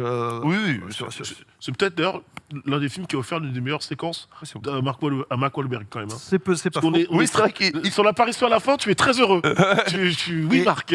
Et surtout, moi, ça fait partie des films. Je regardais déjà mes films en VO à l'époque, mais c'est un de ceux que je propose, pour inciter les gens à pourquoi est-ce que tu aimes la VO. Ah, En fait, le travail Ah bah. que fait DiCaprio, suivant à qui il parle, de changer d'accent, Ouais. ça, tu l'as pas dans la VF. Bah, bien Oui, sûr, c'est tu l'as vrai, pas. Et c'est incroyable ce que ça sous-entend, parce que des fois, il y a deux parties en même temps, et alors comment tu fais sur un bout de phrase pour garder. C'est un travail d'orfèvre, C'est vraiment. fabuleux. Et là, déjà, il aurait dû avoir son Oscar. Bah, et oui. En tout cas, bah, c'est pour ce film-là que Scorsese a eu enfin son Oscar. On rappelle qu'il a. Oui, non, mais je parlais de Oui, DiCaprio. DiCaprio, oui, il aurait dû l'avoir Mais, aussi. et ce qui est étonnant, c'est que, alors, moi, comme vous, j'adore Les Infiltrés, mais c'est très étonnant de se dire Scorsese reçoit son Oscar pour un remake. Oui. Bah oui, c'est Et ça. pour un film qui finalement est assez à part dans sa filmographie, parce que si on regarde Les Infiltrés et peut-être Shutter Island, Ouais. ce sont des très excellents films, mais en fait, il n'y a pas New York, il n'y a pas justement le côté peut-être religieux que j'évoquais. En fait, à la limite, il y a DiCaprio qui fait un lien, mais en fait, c'est pas des films très On scorsésiens. retrouve toujours le En côté. Il y a l'époque, il y a la nationalité, il y a le côté sociétal. Tu retrouves ces trois aspects de sa filmographie par contre. C'est vrai que c'est pas à New York, ouais. Et alors, pour rester à New York, Johan, Tu voulais parler du Loup de Wall Street. Ouais, quel film. le Loup de Wall Street qui est un peu un miroir de Casino. Oui, un petit peu, je En suis fait, d'accord. il y a Je suis d'accord. parce que Casino, donc c'était Robert De Niro qui joue, comment il s'appelle Sam Rothstein. Voilà, Sam Rothstein qui va être un des fondateurs de Las Vegas, et donc c'est à la fois la gloire et puis après la déchéance. Et ben en fait c'est un peu la même chose avec le nouvel acteur fétiche de Scorsese, donc DiCaprio, donc qui raconte l'histoire de Jordan Belfort, qui était un courtier à Wall Street et qui était plutôt un escroc et un arnaqueur. Histoire vraie, non et voilà, histoire vraie, ouais, tout Histoire à fait. vraie, Et en plus, il apparaît, lui, Jordan Belfort, Ouais. dans son propre film. Donc il adoube tout ce qui est dit là-dedans. C'est une espèce de folie de 3 heures. C'est incroyable. C'est un des plus gros succès de Scorsese en France. 3 millions d'entrées, je crois qu'il fait à équivalent avec Shutter Island. Et donc ça montre à quel point, je sais qu'il y a plein de gens qui ont l'affiche du Loup de Wall Street, même dans les bureaux ici, parce que Ouais. c'est un film qui a vraiment marqué beaucoup de gens, que beaucoup de gens ont pris pour une apologie de tout ça, alors qu'en fait Mais non. c'est plutôt le contraire. Bah oui, Voilà, c'est- DiCaprio oui. a même fait une interview, il disait non, ce qu'on montre c'est des comportements toxiques, hein. On n'est pas en train de dire que ces gens-là avaient tout compris, mais voilà, mais c'est un film qui est complètement fou, avec ces espèces de scènes où il y a DiCaprio qui harangue tous ces traders, la scène avec Matthew McConaughey qui est totalement improvisée, là où il se tape le poing machin, tout ce qu'ils peuvent dire, et en gros c'est un film qui te montre que pour ces gens-là, en tout cas, l'argent achète tout. La dignité, enfin voilà, tout et n'importe quoi. Et c'est peut-être aussi un des trucs de Scorsese, j'en parlais avec un de mes collègues qui est vraiment très très calé en Scorsese, et il me disait, ça fait écho à ce qu'on disait tout à l'heure sur le cinéma social et Ken Loach, Scorsese, c'est quelqu'un qui a très peu de... Enfin, ça ne veut pas dire qu'il n'a pas de considération pour les petites gens, mais en tout cas dans ses films, c'est plutôt que des personnages qui te disent, ceux qui baissent la tête et qui vont au boulot, ils n'ont rien compris. En fait, si tu veux être un seigneur, il y a d'autres chemins. Et en fait, le cinéma de Scorsese raconte aussi ça. Ouais. Et le Loup de Wall Street, c'est un film là-dessus, comme Les Affranchis, c'est un film là-dessus. Bien sûr. Les Affranchis, au début, il y a Ray Liotta. Liotta qui te dit Ouais, soit tu baisses la tête et t'es personne, soit tu prends un flingue et tu rejoins les seigneurs. Et en fait, tout le cinéma de Scorsese raconte un peu ça. Sauf Irishman. Et sauf Irishman. Sauf Dans Irishman. son dernier Bien sûr. acte, justement, revient là-dessus en disant mais est-ce qu'on n'avait pas tort depuis le début. Ouais, exactement. Et c'est hyper important, justement, la porte entrouverte. Je te dis, il a plein de liens par rapport. Il a vécu en Italie, par rapport à son enfance. Il a plein de liens par rapport à ça. Il a un lien aussi très particulier avec le rôle des femmes.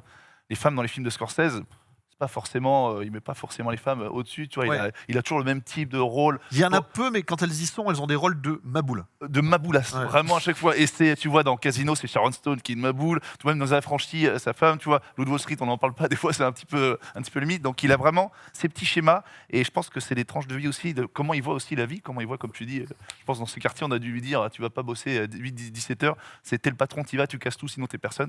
Et c'est intéressant de voir un peu de Scorsese, de sa vie dans ses films. Mais Loup de Wall Street, franchement, il a fait tellement. Je le mettrais dans le top 5 des films de Scorsese. Et Loup de Wall Street, il faut préciser que c'est la dernière collaboration de DiCaprio. Donc, en fait, le film remonte, hein, quand même, c'est 2013. 2013. Et ça fait 10 ans que DiCaprio n'a pas joué chez Scorsese. Donc c'est pour Ouais. ça aussi que le film qui est attendu cette année est un vrai événement.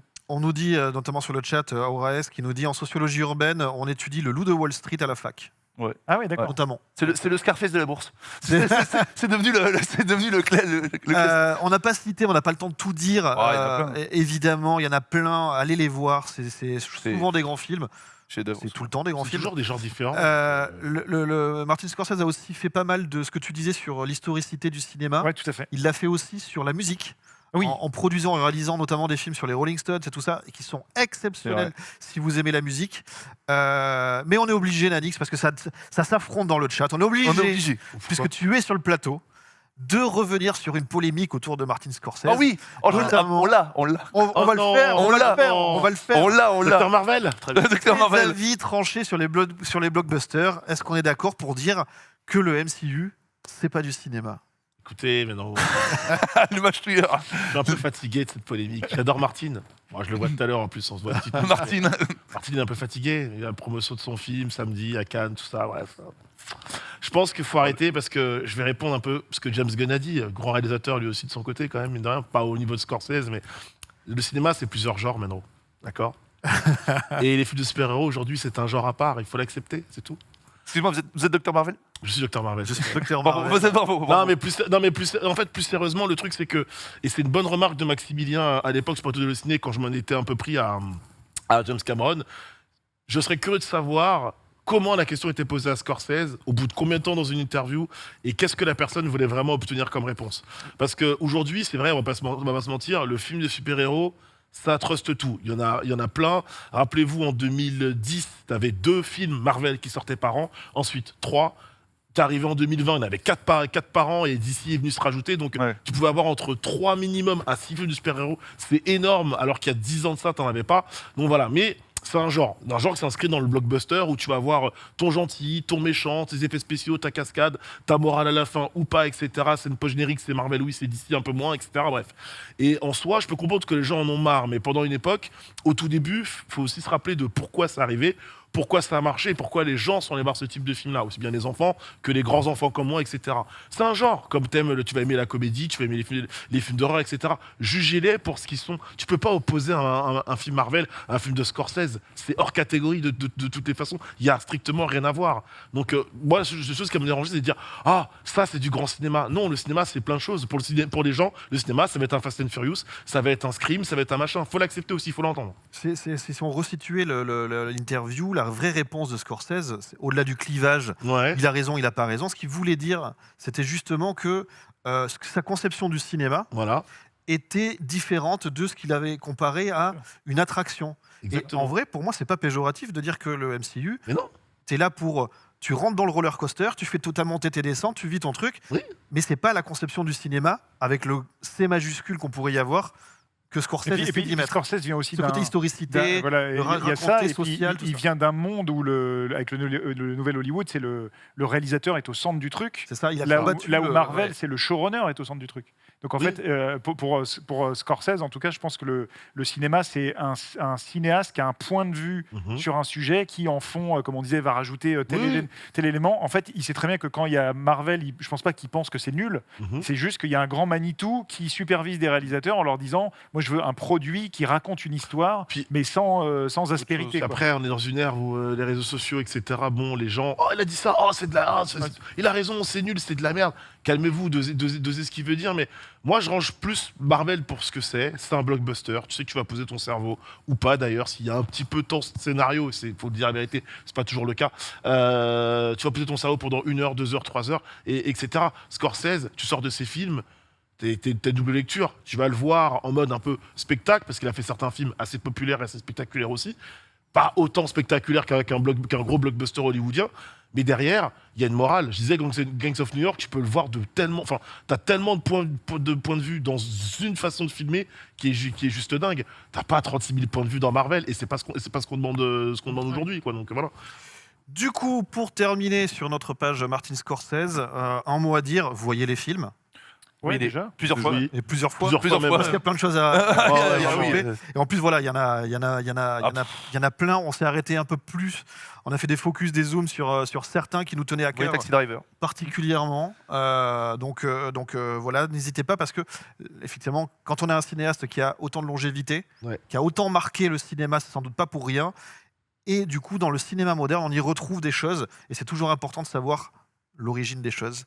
Voilà. Exactement. Et ne loupez pas, ce qu'on peut dire aussi, c'est ne loupez pas, si vous pouvez, la montée des marches de samedi. Elle devrait être historique. De voir Scorsese, DiCaprio, De Niro, donc c'est Scorsese entouré par, comme on disait, par ses 2 alter ego et ses 2 acteurs fétiches, et cette image-là va raconter 60 ans de cinéma, quoi. Et il se peut en plus on verra plus De Niro et un Scorsese. Spielberg qui s'invite parce qu'il sera là 2 jours avant avec Indiana Jones et tout ça. Donc en fait, ça peut faire vraiment un truc qui raconte nous dire que l'histoire s'écrit, c'est ça? Un peu. Et un Coppola au marché du film. Voilà, et un Coppola au marché du film. Ils sont tous là. Donc en fait, ça va être vraiment une belle photo de famille. Scorsese, on ne sait pas quand est-ce qu'on le reverra. À Cannes, De Niro, pareil. Congo Jack 3, il sera là. Congo Jack. Scorsese, il a eu la Palme d'Or en 76. Depuis, il n'est jamais revenu à Cannes, si ce n'est pour Gangs of New York, où il avait présenté 20 minutes du film. En 2002 en 2002 ou 2001, je sais plus. Il était venu avec un petit montage, donc c'est la seule fois où il a monté les marches avec DiCaprio. Et je pense qu'il avait monté les marches en 76 avec De Niro, et là en fait de monter avec les deux, c'est un vrai truc de cinéma, quoi. Je vous propose de passer au petit moment ludique. Oh, le jeu. Je vous laisse vous saisir des buzzers. On se retrouve juste après ça.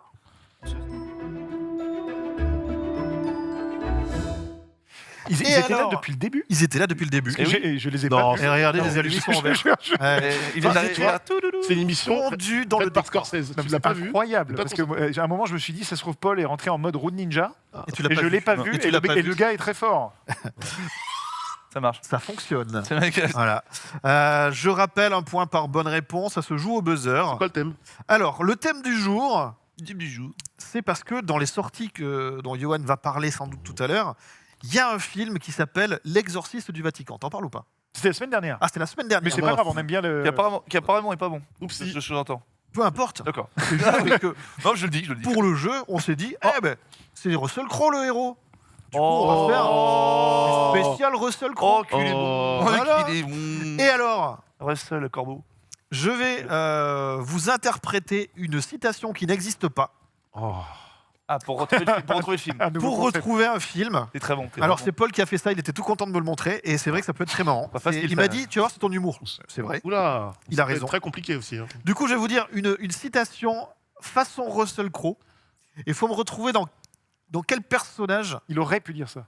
aurait pu dire ça. Aurait pu dire ça. Vous allez voir, c'est assez facile en vrai. Ouais. Attention, mon nom est Francis. Bah, Gladiator. Eh ben non, il s'appelle pas Francis. Tu t'es fait avoir, c'est à la façon 2. Mon nom est Francis, roi en chef parmi les miens, et Gigaboss. Robin des Bois. C'est pas Robin Non, Des je Bois. l'ai. Master et Commander. C'est non. Alors vous n'allez pas tout me citer comme ça. Kingdom of Heaven. Non. Bon, pardon. Excusez-moi.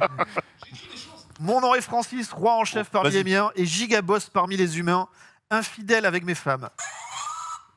Thor, Love and Thunder, il joue Zeus. C'est Zeus dans Ouais. Qu'on a dit infidèle avec mes femmes. Love and Thunder. Il joue Père dans de cette beaucoup. merde là. Il est agaçant, lui. Tout à l'heure, on se bute avec Genius. Ce Thor, le C'est ton film, pourquoi Mais attends, mais t'as vu, il a bégayé. Ce Thor, Père Love de and beaucoup Thunder, d'enfants illégitimes, époux de pas mal de femmes ou plus ou moins mortelles. Pas vu cette Et j'aurai mon éclair sur le monde et sur l'Olympe. C'est lui.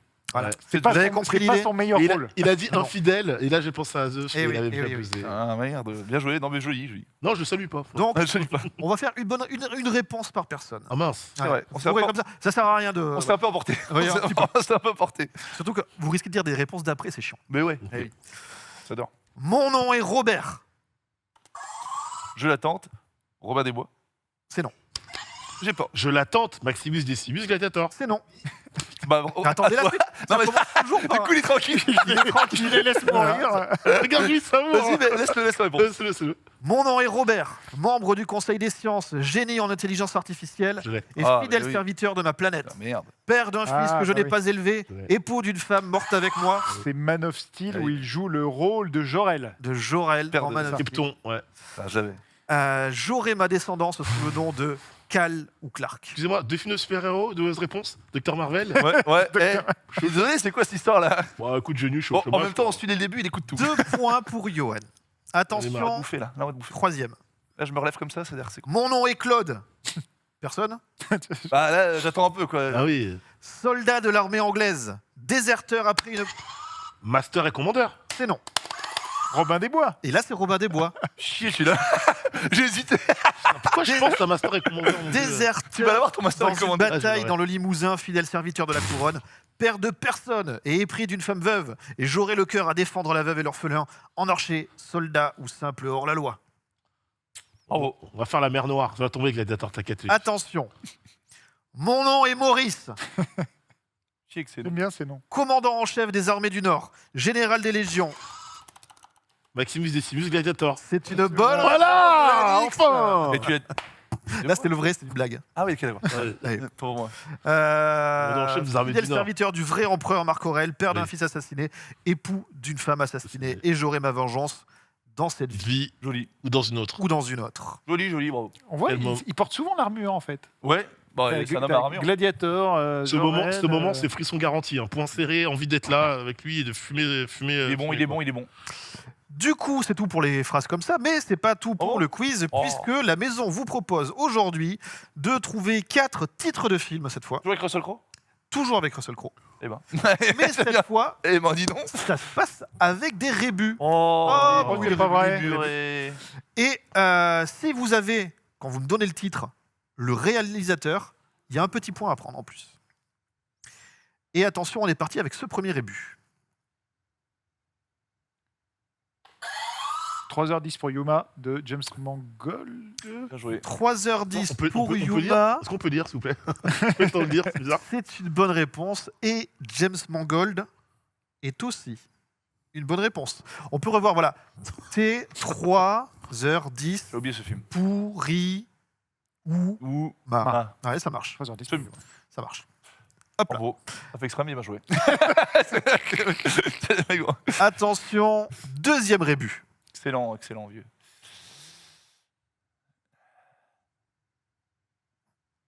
Quoi? Attends. Quoi? C'est pas Brexit, hein. Je tente No Way. C'est Noé. Noé. Ah, Noé, putain, Noé. Noé. Non, Ah, j'étais sur No Way. No way. Noé. Noé. on peut pas l'accepter. Noé. Il a Noé. dit no way. No Oui, non, Way. Paul, on valide ou pas?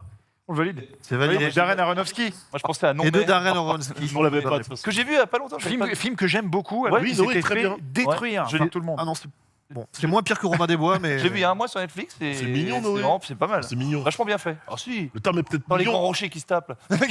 Non, ça c'est le Hobbit. Mais c'est- Ah oui, Noé. Attention, troisième rébut.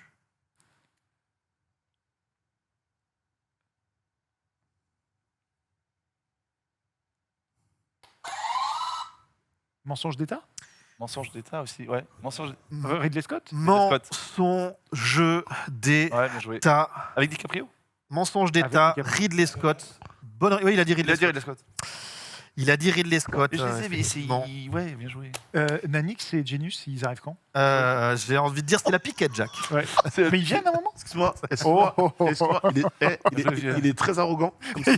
Il est très très arrogant. Il y aura un Attention, plan- il reste des points, il reste des trucs. il y aura un plan sur Menro, coup de coude dans le plexus comme ça. Il reste un rébut qui est celui-là. On va se refaire là. Un esprit merveilleux. C'est non. Un homme d'exception. Un homme d'exception. Mais en fait, c'est le film que j'ai Oui. mauvais. Mais oui. Un esprit merveilleux. Beautiful Mind. Oui, oui. Attends, s'il te plaît, parce que c'est le titre Alors, en anglais. non, pas de s'il te Et moi, plaît. j'ai le titre en anglais. Alors, Beautiful Mind. C'est pas moi qui vais répondre. Parce que Voilà. c'est un rébut Paul. en même temps. Je dis le titre officiel, c'est Beautiful Mind. Est-ce que j'ai le point? Un esprit merveilleux. C'est non. Beautiful Mind. Un bel esprit. Non, c'est non. Ah, non, bravo. c'est grave. Bon, est-ce que t'as le réel? C'est Ron Howard. C'est Ron Howard. Non, c'est grave. validé, C'est grave. validé. C'est bon, il aime pas dit trucs. c'est Bah, pas- Bon, par contre, Beautiful Mind. Paul est gentil. Moi, je t'aurais pas accordé. Tu sais pourquoi? Pourquoi? Parce que le but, c'est quand même de retrouver un rébut. Oui, je sais. Non, mais donc, là, c'est sais. une pré-shot. Mais Je bon, suis très VO, vieux. Dans lequel il y avait un deck quand même. Hein? D'arriver à placer un deck dans Ouais. un Oui, rébut. de Pokémon. fort, c'est fort. J'avoue, c'est Un homme deck. C'est- un deck. Les bon derniers jeu, hein. 3 films à trouver, Très bon. il n'y a plus de points réels, il n'y a plus tout ça. Par contre, c'est les castings. C'est les duos. Oh, bah, c'est mon jeu. Eh ben, c'est ton jeu. Bah alors, C'est lui qui a inventé. Avant ça, j'ai un carton jaune à mettre. Ah. 2 ailes à Russell, s'il vous plaît. Il y a 2 Excusez-moi. ailes à Russell Crowe. Oh là là, Alors que Kim Basinger et Ryan Gosling. Pourquoi j'ai appuyé, je sais pas, mais je vais dire LA Confidential. Et c'est non. Merde. Elle est confidential. Ryan Gosling et Kim Basinger, la vache. Avec Kim- Russell Crowe, hein. Kim Basinger, Ryan Gosling et donc Russell Crowe. Ah, Russell Crowe dedans.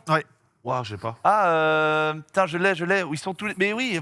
Donne pas d'indice. Ah non, mais. Ah bah si, bah oui. Montre le si. secret. Mais la fille. Bah. Vas-y. Ah, mais j'ai pas le droit. Alors s'ils l'ont, Je l'ai pas, je l'ai pas. ils l'ont pas. Cops, non, mais ils sont tous les deux. Bon, vas-y. C'est pas Cops. Non, c'est pas The Cops. Nice Guys. The Nice Guys, voilà, ils sont tous les deux. bonne C'était- réponse. C'était Shane Black. J'ai pas le. J'ai dit ça. On joue pas le réel. Pas vu. On joue pas le Real. On joue pas le réel. Ah, j'avais pas le. Pas vu ce film. Pas vu. Attention. Hyper sympa. On continue sur les duos Avec Russell Crowe. avec. Il y a forcément Russell Crowe. Donc c'est les trios. Sharon Stone et Leonardo Content. DiCaprio. Mort ou vif. Sam Raimi. Mais oui, Mort au vif. C'est Sam bon, Raimi. vivre, c'est une bonne réponse. Eh, il est bon parce qu'une fois, on a sorti celui-là, Mort au vif. Il était tout jeune, hein. C'était tous là. 4 ans avant Gladiator. Et Ouais. on se souvient pas qu'il y a 4 Russell ans Crowe dans seulement. ce film. Et quand tu vois ce film, tu fais ah le mec ça va être une méga star. Ah oui. Alors qu'à l'époque il est 4e rôle je crois du film. Celui-là, ouais. Et grand film. Ah c'est génial. Ah, super Mort ou vif c'est absolument génial. Super film. Et enfin, La Guy dernier casting, si je vous dis Danny DeVito et James Cromwell. Elle est Confidential, Il Curtis est- Hanson. Et il est là. Il est là, le LA Confidential. C'est le All Kill de Johan aujourd'hui. Ah, il est mieux placé pour la télé, hein. Il est pas là, il est pas là. Il est pas la semaine prochaine, laisse le brief. C'est ça exactement. J'ai vieilli, c'était mon jeu, ça. Tu vois, j'étais. Il fait son jeu. Il à a lui, le- Elle est Confidential de manière improbable. Donc c'est James Ellroy qui a fait le roman et Ouais. qui a dit que le film était un tas de merde. James, on a envie de dire non. Ouais, On respecte Ah votre ouais, non, œuvre, là, là- mais Elle est Confidential est un tas de merde. Non, on dit non. Non, ben non. Non. Félicitations donc à Johan qui Bon, remporte bravo, ce vieux. quiz et donc le droit de faire le journal des sorties. Jingle. C'est maintenant. Bravo. 5 films à voir sur lesquels on va vous mettre les étoiles de la hype, c'est-à-dire notre degré d'envie de voir ce film le plus rapidement possible. Là, on libérera notre ami Genius qui va partir sur d'autres aventures. Bah oui, merci. Jean. Et on terminera l'émission juste entre nous. Très bien. Le premier est à voir au cinéma. Hey. Sur le plateau, depuis la semaine dernière, on surnomme ce film comme ça. Mais on ne sait pas comment on dit. Est-ce Si, on a tranché avec lui. qu'on- on a Oui, tranché. on l'a dit. On a tranché parce qu'à un moment, j'ai dit, on dit Fast X. Il m'a dit, ben voilà, tu l'as décidé, c'est Fast comme X. ça. Voilà, donc c'est Fast X, Fast and Furious 10, Fast 10, Fast 10, le 10e chapitre de La Famille. Ma famille. Si toi t'étais dans la mafia, on t'appellerait Norman La Famille. Ce serait normal la famille. Norman La Non, Famille. exactement. Donc ça suit Fast and Furious 9 par définition. C'était au départ, parce que tout a changé Oui. depuis hier, C'est ça. c'était au départ le premier film d'un diptyque qui devait conclure la saga de Dominique Toretto. Et Vin Diesel a lâché sur un tapis rouge. Les producteurs d'Universal, quand ils ont vu le film, ils ont dit on peut pas faire une trilogie, donc ça ira jusqu'à 12. Ah, C'est donc le premier film de la trilogie finale. Toujours par Louis Leterrier, du coup. Voilà, les 3 films par Louis Leterrier, pour l'instant, Louis Leterrier a signé pour le 11, l'instant, donc voilà. pour la suite. C'est bien que ça- Un nouveau méchant, joué Ouais. par Jason Momoa, qui, pour le resituer, joue le fils du méchant Du cinq. de l'épisode 5, donc le fils mort, enfin le fils vivant du méchant mort de l'épisode 5. Il vient venger son paternel, donc il y a un côté un peu hamlétien là-dedans. la famille. Voilà, il vient venger la famille, toujours des histoires de famille. Et on va enfin comprendre un petit peu qui tire les ficelles, puisque depuis le début, on se dit mais pourquoi Charlize Theron elle est à la tête d'une organisation mondiale machin. On commence à comprendre qui est qui au sein de cette histoire. Donc gros enjeu sur le film commerciaux, parce qu'on sait que Hobbs & Shaw n'avait pas forcément été totalement au rendez-vous des recettes. Fast and Furious 9, pareil. Donc là, Fast and Furious 7, avec en plus porté par le côté tragique et posthume de la mort de Paul Walker, avait cartonné. Et après, depuis, ça abaisse. Donc là, tout l'enjeu, c'est de relancer la machine pour la trilogie finale, avec visiblement des scènes d'action, pas dans l'espace, mais ultra spectaculaires. Mais ultra spectaculaire. Combien d'étoiles de la hype? Moi, je suis très fan de cette saga, donc je suis sur un 5. T'es sur un 5, directement. Next Level, je devais aller voir Apollo, m'a mis sur l'avant-première, j'ai pas pu déjà. Et tu sais quoi, j'ai envie de le voir déjà parce que c'est Louis Leterrier, je l'aime bien, et puis déjà je l'adore depuis que je l'ai rencontré, c'est vraiment la famille. Il est incroyable et ce film a l'air tellement fou. Déjà, Momo en méchant, il a l'air fou. Ce film est tellement fou, comme me dit Nanix. Je pense que tu passes un très bon moment. Donc, tu sais quoi, j'aurais jamais pensé mettre ça, mais je pense que je vais mettre un 4 étoiles. 4 Sur étoiles. Fast and Furious, ce sera la dernière fois. 4 ce sera la étoiles dernière fois qu'on verra. du côté de Genius. Et donc, tu l'as vu. Ouais. T'as le droit d'en parler? Ouais, je vais en parler. Donc, Ok. 5 étoiles. Les cascades sont incroyables. 5 étoiles. Comme quoi, t'as pas besoin d'aller aussi loin que dans le 9 pour faire des choses bien. Et ils vont loin. Hein. Pas, comme il dit, on quitte pas la pesanteur terrestre, mais ils vont très très loin. Bon, très loin. Le méchant est super cool. C'est même un mix entre plusieurs méchants qu'on a déjà vus et c'est vachement cool. Sans que Momoa s'amuse et le personnage s'amuse dans le film. Et puis même, il y a un petit retour aux sources, quoi. T'as de la course de voiture de nouveau, t'as de l'ADN dans un Fast and Furious qui sont présents. Il y a 2 twists à la fin. Un que tu peux deviner, un, vous n'êtes pas prêt. Voilà. Oh là là. Si vous connaissez bien la saga 1, vous n'êtes pas prêt. Et on précise, parce que toi, tu as vu la version où il n'y avait pas de scène post-générique. Depuis, ils ont rajouté une scène post-générique qui rajoute du pas prêt. Ok. Et donc, coupez-vous de Twitter dans les jours qui viennent. Très bien. Très bien. Et du coup, moi, de mon côté, on sera à 3 étoiles uniquement. Je vais expliquer pourquoi. Bah alors celui-là. Parce que j'ai vu que le 1. Parce qu'à la base, les voitures, moi, je m'en fous. Ouais, Maintenant, c'est tellement un truc culturellement qui va plus loin, etc. Donc, je vais rattraper mon retard. Mais pour l'instant, j'ai aucun intérêt à aller le voir, puisqu'il m'en manque 9. Mais non, mais moi j'en ai vu que 3 et je pense que tu peux voir le 10. Oui, mais j'ai envie de... Moi, je suis complétiste. Tu veux. Je fais dans l'ordre et tout. T'as raison. Voilà. Donc, En plus, ça peut être très intéressant de le faire un peu à rebours. Parce qu'en j'ai fait, vu le 1 il y a un an. Quoi. Voilà, tu veux voir le 1, 2, 3, tu vas dire au 3, normalement il faut arrêter. Ouais. Et en fait, avec le 4, ils arrivent à relancer un truc. Comme ce qui il est soit possible, en fait. Voilà, ce qui est assez rare dans l'histoire des franchises, de se dire Ouais. en fait le 4 reboot tout en gardant les mêmes personnages et le même univers et relance un truc différent. Ça à part Fast. Hein. En vrai, faut C'est l'admettre. vraiment, Dans l'histoire du cinéma, Fast and Furious, ça à part. Ouais. Ils ont mis la seconde. Alors, ce qui nous fait combien 3 Ah non. au total, 4. on est Oui. sur du 4. Il fait baisser le monsieur. Même du 5. oui. Non, on peut pas être sûr du 5. Non, du Non, 4. parce que- Ah non. 4 étoiles. Toujours au ciné. Toujours au ciné, nos amis cannois en parlaient tout à l'heure, Max et Megan, Jeanne Dubarry qui ouvre donc Cannes ce soir, qui sera diffusé. Donc le film sort aujourd'hui, mais à partir de 19 ou 20 heures dans votre cinéma. Donc vous pourrez le voir qu'à partir de ce soir. C'est donc le nouveau film de Mai Wen qui avait notamment fait Police, qui avait été très remarqué. Oui. Et c'est la relation entre Jeanne Dubarry et le roi Louis XV. Donc on pourrait croire qu'il joue Louis XIV ou Louis XVI, qui sont plus connus dans l'histoire de France. C'est un roi un peu plus méconnu, Louis XV, qui était donc le grand-père de Louis XVI. Et la relation entre cette courtisane qui vient du bas peuple et comment elle va rentrer dans les petits papiers du roi au grand désespoir de toute la cour de Versailles. et voilà, porté par ce tandem de comédiens avec une interprétation assez intense. Et ce qu'il faut savoir, parce que c'est beaucoup de questions qui ont été posées, c'est de se dire mais pourquoi confier le rôle du roi de France à un acteur américain? C'est qu'en fait, elle a proposé à 2 acteurs français. Le premier n'a pas voulu lire le scénar, le deuxième voulait mais n'a pas pu pour raison de santé. Et donc, quand le projet commençait à patiner, elle s'est dit, qui est perdu pour perdu, je vais tenter auprès de stars internationales. Et Johnny Depp a été le seul à lui répondre et à accepter le film en 15 jours. Et voilà pourquoi. Et il était au top de sa liste. Mais au départ, c'était prévu pour un comédien français. Donc, Ok. donc voilà. Donc il n'y a pas le côté, on veut mettre une méga star dans un film d'époque. Combien d'étoiles de la hype? Eh ben écoute, moi je suis pas très fan des films en costume, mais j'aime bien le cinéma de Mai Wen quand ça parle pas de la famille. Et donc là, ça n'a pas l'air de parler de la famille, donc je vais dire 3. 3 Ouais. 3 étoiles. Genius. Ouais, 3, beau casting, Maïwen, bonne réal. J'ai revu Police avant-hier, bon, c'est pas dans le même style. Pareil, film de costume, ça m'ennuie un peu, mais quand même beau casting. Pierre Richard, quand même beau, et Benjamin Laverne, donc un bon 3 étoiles, allez, franchement. Un bon 3 étoiles. Un bon 3 étoiles, c'est déjà bien. Bon, oui, Pareil. 3 étoiles ici. pour Alix aussi. Ouais, 3 étoiles ici. 3 étoiles. Oui, 3 étoiles. Voilà, pas besoin de plus développer. Ok. Ouais. Calcul facile pour l'instant, auquel vont se rajouter mes 3 étoiles Oh. aussi. 3 étoiles de moyenne. Pourquoi Parce que j'ai envie de le voir, mais tranquillou à la maison et je veux pas aller au cinéma. Je suis curieux de voir comment elle dirige, ce qu'elle va faire avec Johnny Depp. Je suis curieux de voir. Moi, j'ai rien contre des films en costume, par exemple le Bossu, tout ça, machin, magnifique. Cyrano, les 3 mousquetaires. Là, j'aime bien les films de cap et d'épée. Là, il y a moins d'épée.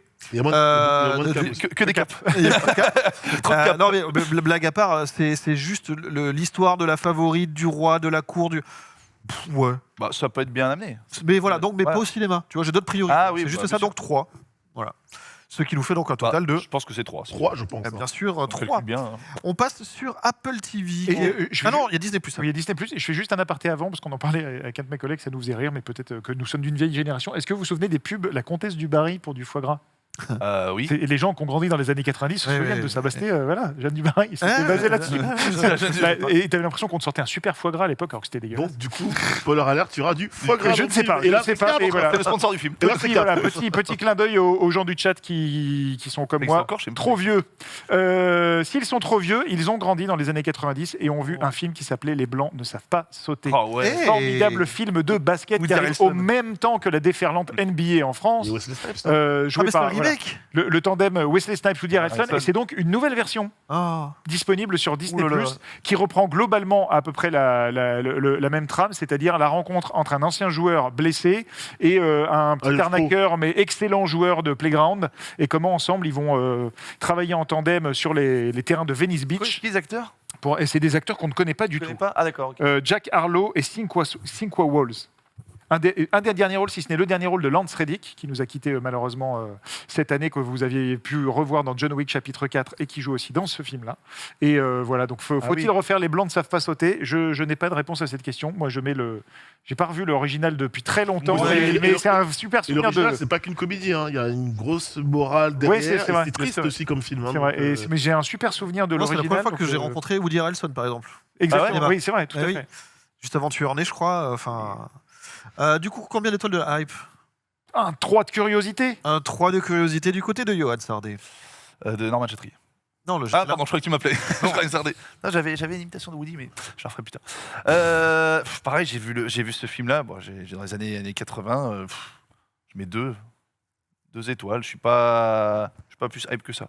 Ah, combien? 2 étoiles? Ouais, de curiosité, parce que Ouais. le 1, j'avais vu qu'une fois, c'était un grand moment à l'époque, mais je l'ai pas revu. Je n'aime pas revoir le 1. Si je voulais le revoir aujourd'hui, je sais pas, je peux le retrouver. Donc. Info chat, Jake Harlow est un rappeur. Ah, très bien. Ah bah, voilà, merci pour l'info. 2 étoiles pour Genius. Combien pour Nanix? Bah, pareil pour moi, parce que juste sur le principe, je sais pas si j'avais envie que ce film soit rebooté en fait. Bah ouais. Que, le film se suffit à lui-même en fait. Il est très bien comme il était à l'époque. Ça se trouve, ce reboot il est excellent. Donc 2 de curiosité juste pour voir. Le problème c'est que je sais que je vais aller avec l'odeur du sang. En mode, ça va forcément être moins bien. Je vais voir ce qu'ils ont foiré. Enfin, tu vois ce que je veux dire? Ouais. Je vais déjà pas avec un état d'esprit très positif. Mais bon, allez, curiosité, 2 étoiles sur 5. Ouais. 2 étoiles du côté d'Anix, auxquelles vont se rajouter mes 2 étoiles personnelles. Un total à combien? Un total à 2. Tu vois, c'est le genre de film où tu avais Woody et Wesley Snipes, ça portait beaucoup, tu vois. Là, Là, Et- là Oui. ça me parle moins. Tu vois, quand tu vois parce que les acteurs sont. Bah, bon, alors, oui, voilà. Oui. t'as donc de voir, mais bon. Ouais, ouais. sur Apple TV. Sur Apple TV, une nouvelle série qui s'appelle High Desert, portée par Patricia Arquette et Matt Dillon, l'histoire d'une ancienne toxicomane qui décide de prendre un nouveau départ et de devenir détective privé dans la petite ville de Yucca Valley en Californie. Comme le titre l'indique, High Desert, ça va parler fumette. Eh oui. Et alors, combien d'étoiles de la hype? Je suis obligé de sortir, mon journée ne font que 24 heures, donc une étoile. Une étoile du côté de Johan. Combien pour Genius? Oh, je vais le suivre. Une Il y a étoile. pas de Dylan, il y a le frérot quand même. Mais. Ah, une. Une étoile. Allez, une. Une étoile. C'est à quoi? C'est film ou série? Série. Série. Ah ouais, donc vraiment une étoile. Vraiment une. J'aurais Très bien. vraiment pas le temps. Combien du côté de Nalix? Bah pareil, les journées font de 24 heures et puis j'ai l'impression qu'on a déjà vu cette espèce d'histoire, un peu de rédemption. Je trouve que c'est une pépite, hein, c'est super bien filmé. En plus, c'est Apple TV, donc on sait qu'il y a une grosse qualité derrière, etc. en termes de production. Mais j'ai juste pas le temps, quoi. Donc une étoile pour moi. Auquel va se rajouter mon étoile, ce qui nous fait donc un. Ce sera pas la sortie qu'on vous conseille le Voilà. plus. Mais vous pouvez la voir sur Apple TV et Canal+. Ah oui. Mais voilà. n'hésitez pas à vous y Ça, jeter c'est à l'œil régalade. et à nous dire. Et on termine avec Prime Video et Canal+. Oui, c'est assez Comment bizarre, ça c'est que la série est diffusée sur les deux canaux. C'est la saison finale de Fear the Walking Dead, donc saison 8, les 12 derniers épisodes qui vont conclure l'histoire notamment de Lenny James, Kim Dickens et Coleman Domingo. Je ne vais pas, moi j'ai lâché à la saison 4, Qu'ils donc je ne vais arrêtent. pas pouvoir vous pitcher grand-chose, si ce n'est qu'il y a toujours des morts vivants. On sait que la série mère s'est terminée il n'y a pas très longtemps. Ouais. Le spin-off avec Negan et Maggie vient de dévoiler sa bande-annonce. Le spin-off avec Daryl est en tournage au Mont-Saint-Michel après Mais non. posé C'est ses sûr que ça, valises c'est en... une jolie forteresse. Hein, C'est si jamais il y a ça peut l'occasion être de- assez Ah oui, sympa, oui, des franchement, zombies au là-bas. Mont-Saint-Michel. C'est pas des maisons en bois, Surtout quoi. s'ils se prennent dans la vase. Parce qu'il y a un En côté, plus. voilà, il y a un côté, tu peux être pris dans la vase. Et Dans la donc, en tout cas, voilà, là, c'est la manière de conclure Fear the Walking Dead, qui, on le rappelle, était, enfin, en tout cas, la série, Le premier la spin-off, saison initiale, voilà, le premier spin-off et la saison initiale se passait au tout début de l'épidémie. Donc on découvrait pas un monde de zombies, c'était un monde qui le devenait. Et puis peu à peu, c'est devenu un peu autre chose. Moi j'ai lâché parce que je comprenais plus rien. Et on sait Alors. qu'il y a eu des ponts entre les Ouais, deux séries. vas-y, ouais, voilà. Combien d'étoiles de la hype? Une. Une du côté de Johan. Je mets pas 0, mais oui, moi j'ai arrêté. Il faut arrêter. Non. Je mets 1. Un du côté de Je suis Genius. gentil. Nalix, Encore, je suis large. C'est 0 pour moi en termes de hype. c'est un le plus petit donc. Ah ouais, bah 1. Donc, Je suis fatigué. Voilà, fatigué. Vraiment, je suis fatigué. Et auquel vont se rajouter mes 3 étoiles. Ah, tu suis toi? Alors, Eh ben alors, j'ai c'est arrêté. Mais dans sur les affiches et sur les trailers, il y a un personnage qu'on pensait mort qui revient. Je suis très curieux de voir scénaristiquement comment ils vont justifier ça. Et le deuxième truc, c'est que t'en lâché pile au moment où ça devient sans doute à un moment un poil mieux que la série phare. Et après, ça se réécroule, mais très très bas. Et c'est là où moi j'ai lâché. C'est quand il y a les bombes atomiques et tout ça, là, c'est mauvais, voilà. C'est le bordel. Mais j'ai envie, voilà, je le disais tout à l'heure, je suis complétiste, donc je vais Tu veux voir? les regarder en x2. Oh, les zombies marchent plus vite. Ils seront là, Donc je dois, voilà, moi je mets 3 parce que je veux voir comment ils font revenir ce personnage quand même. Ça peut faire monter à 2 la moyenne. Et peut-être, Si peut-être pas. mathématiquement on n'est pas trop bête. Combien d'étoiles, mon cher Paul? Oh, Malgré mes 3 étoiles. oh. Ok. M'en fous. Paul qui est vraiment motivé par Je le défends. Ouais, Voilà, t'as raison, t'as raison. jusqu'au bout. Oh, Paul, En il est plus, je peux le fatigué. regarder 2 fois sur Prime Vidéo et sur Canal+. Double plaisir. Tu te mets les deux écrans. Incroyable. Faire un truc incroyable. Incroyable. Du coup, c'est là où on te remercie, Genius, et on te dit à bientôt. Merci à vous, c'était un plaisir. En parlant de sortir, regardez R sur Oui. Amazon, je pensais à toi. Oui. C'est génialissime, je vous le conseille. Voilà. Et tout simplement, c'est un petit. Bonne soirée. Et bonne soirée. Et Bon, puis, affiche complètement ratée R. affiche, mais Ne vraiment. vous arrêtez pas sur l'affiche, c'est ignoble. J'ai mis beaucoup de mal à démarrer à cause de l'affiche. Et c'est chouette. mais c'est un chouette film. film. Bonne soirée, les amis. Merci à vous. Salut, mon Genius. Marvel. Nous, on continue. Allez. Tu peux te déplacer peut-être. Je me mets au centre. Voilà. Hop là. Histoire qu'on soit moins. Voilà. Le reste des séries, ça se passe notamment sur Netflix. Sur Netflix, parce que c'est vrai qu'on n'a pas parlé de Netflix là, donc du coup j'ai mis un peu de Netflix. Il y a, alors, comment on dit XO? Ça se dit comment XO? On dit XO? Xo Kitty. C'est donc un spin-off en série de À tous les garçons que j'ai aimés, qui était un des gros succès teen de Netflix. Également sur Netflix, il y a une série qui s'appelle El Silencio, ou alors Muted en anglais, avec notamment un comédien de Élité et une enquête autour d'un jeune homme qui n'a plus parlé depuis qu'il a tué ses parents, et une psychiatre va chercher à découvrir quelle vérité se cache derrière ce crime. Sur Netflix, il y a également Yakitori Soldiers of Misfortune. Sur Sur une terre colonisée par des aliens plus évolués, Akira n'a qu'une option pour s'assurer un avenir meilleur, devenir un soldat yakitori, quitte à y laisser la vie. Donc, on est dans de l'animation, vous le voyez sur l'affiche. Yakitori, j'ai pensé à des brochettes. moi. À des Mais ouais, brochettes, moi, on pense à des directement, brochettes. c'est- bon. Et sur Netflix, pour terminer, un documentaire qui a l'air chouette. J'aime bien juste déjà le titre, qui s'appelle Working, passer sa vie à la gagner. C'est donc une série documentaire qui interroge le sens du travail pour les Américains. C'est bien ça. Et ça peut être c'est vachement bien, ça. intéressant. C'est dommage que ce soit pour les Américains, mais en Voilà. tout cas, c'est... Mais en tout cas, voilà. Et j'aime bien le titre. Passer Qui sa s'est vie pas à la posé cette gagner. question? Et oui, tout à fait. Passons en mode philosophique. Alors, non. Docteur, L'autre, il ressort des lunettes Docteur et tout. Marvel. Mais Menro, Qu'est-ce qu'on a sur Prime Video? Sur Prime Video, simplement, hormis Fear the Walking Dead dont on a parlé, une grosse entrée catalogue avec Spider-Man No Way Home, Hey. que vous pouvez désormais apprécier en streaming. Sur Paramount+, vous avez la saison 2 de From, qui raconte l'histoire d'une ville cauchemardesque des États-Unis qui piège tous ceux qui y entrent. Entouré par Silent Hill, quoi. Voilà, peut-être un peu. Oui. Non, voilà, entouré par des forêts étranges avec des créatures bizarres. C'est ça. Mais comme ça, on est déjà à la saison 2, c'est-à-dire que la saison 1 avait plutôt marché. Sur Canal+, vous avez une chouette sélection Cannes. Je crois qu'on en avait parlé la semaine où tu étais off. Ouais. C'était Mélanie qui nous en avait parlé, mais c'est l'occasion d'en reparler puisque Cannes s'ouvre ce soir. Vous aurez donc dès ce soir, sans filtre, la Palme d'Or de l'an dernier, réalisée par le président du jury, Robin Oslund. Vous aurez ensuite Mascarade qui était passé par Cannes, Tori et Lokita des frères Dardenne, Les Nuits de Machad qui étaient très chouettes, Les Crimes du futur qui étaient moins chouettes, Armageddon Time de James Gray, Les Amandiers qui avaient notamment été primés cette année au César, ou Close qui avait été un des jolis films touchants du Festival de Cannes l'an dernier. Donc voilà, ça vous fait une belle sélection. Là, je vous ai cité les films entre le 16 et le 25 mai, donc à peu près sur la durée du Festival de Cannes. Vous avez pas mal de cinéma sur Canal+. Séance de rattrapage? Et en séance de rattrapage en DVD, Blu-ray ou VOD, vous avez déjà Tirailleurs avec Omar Sy.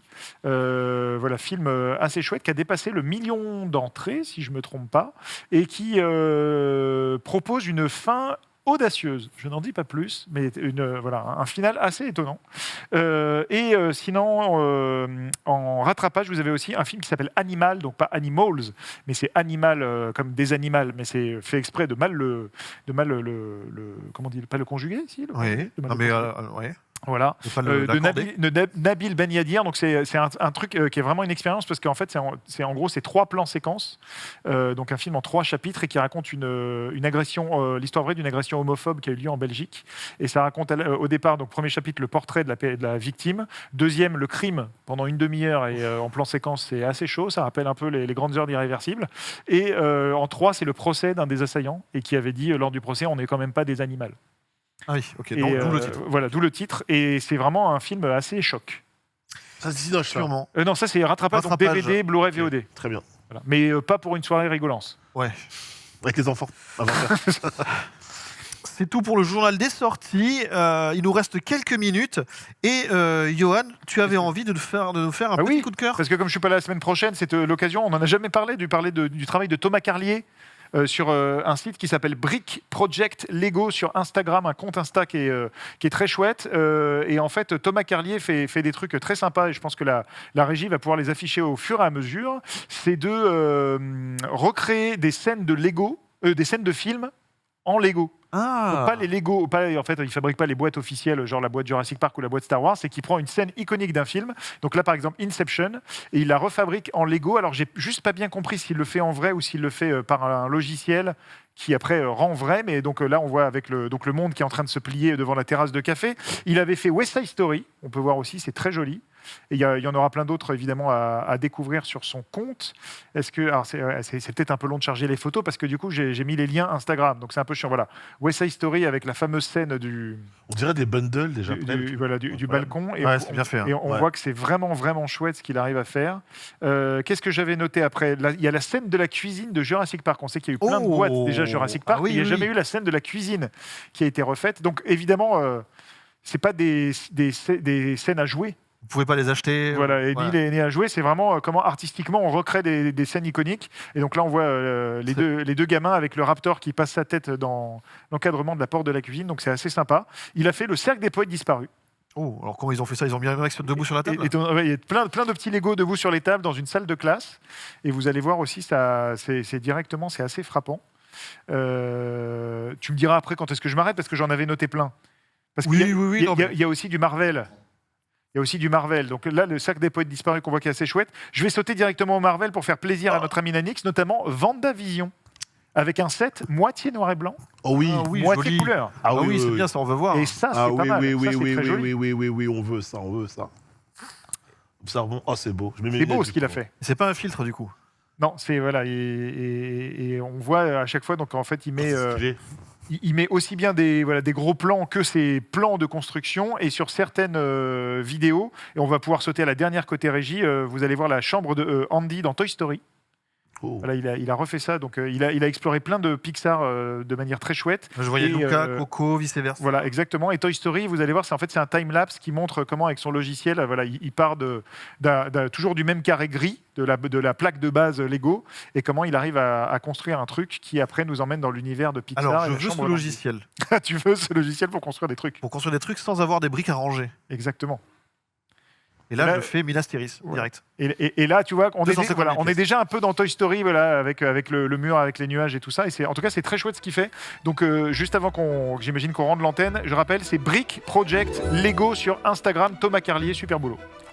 Merci Salut. beaucoup Johan, on remercie aussi Genius qui est reparti vers d'autres aventures.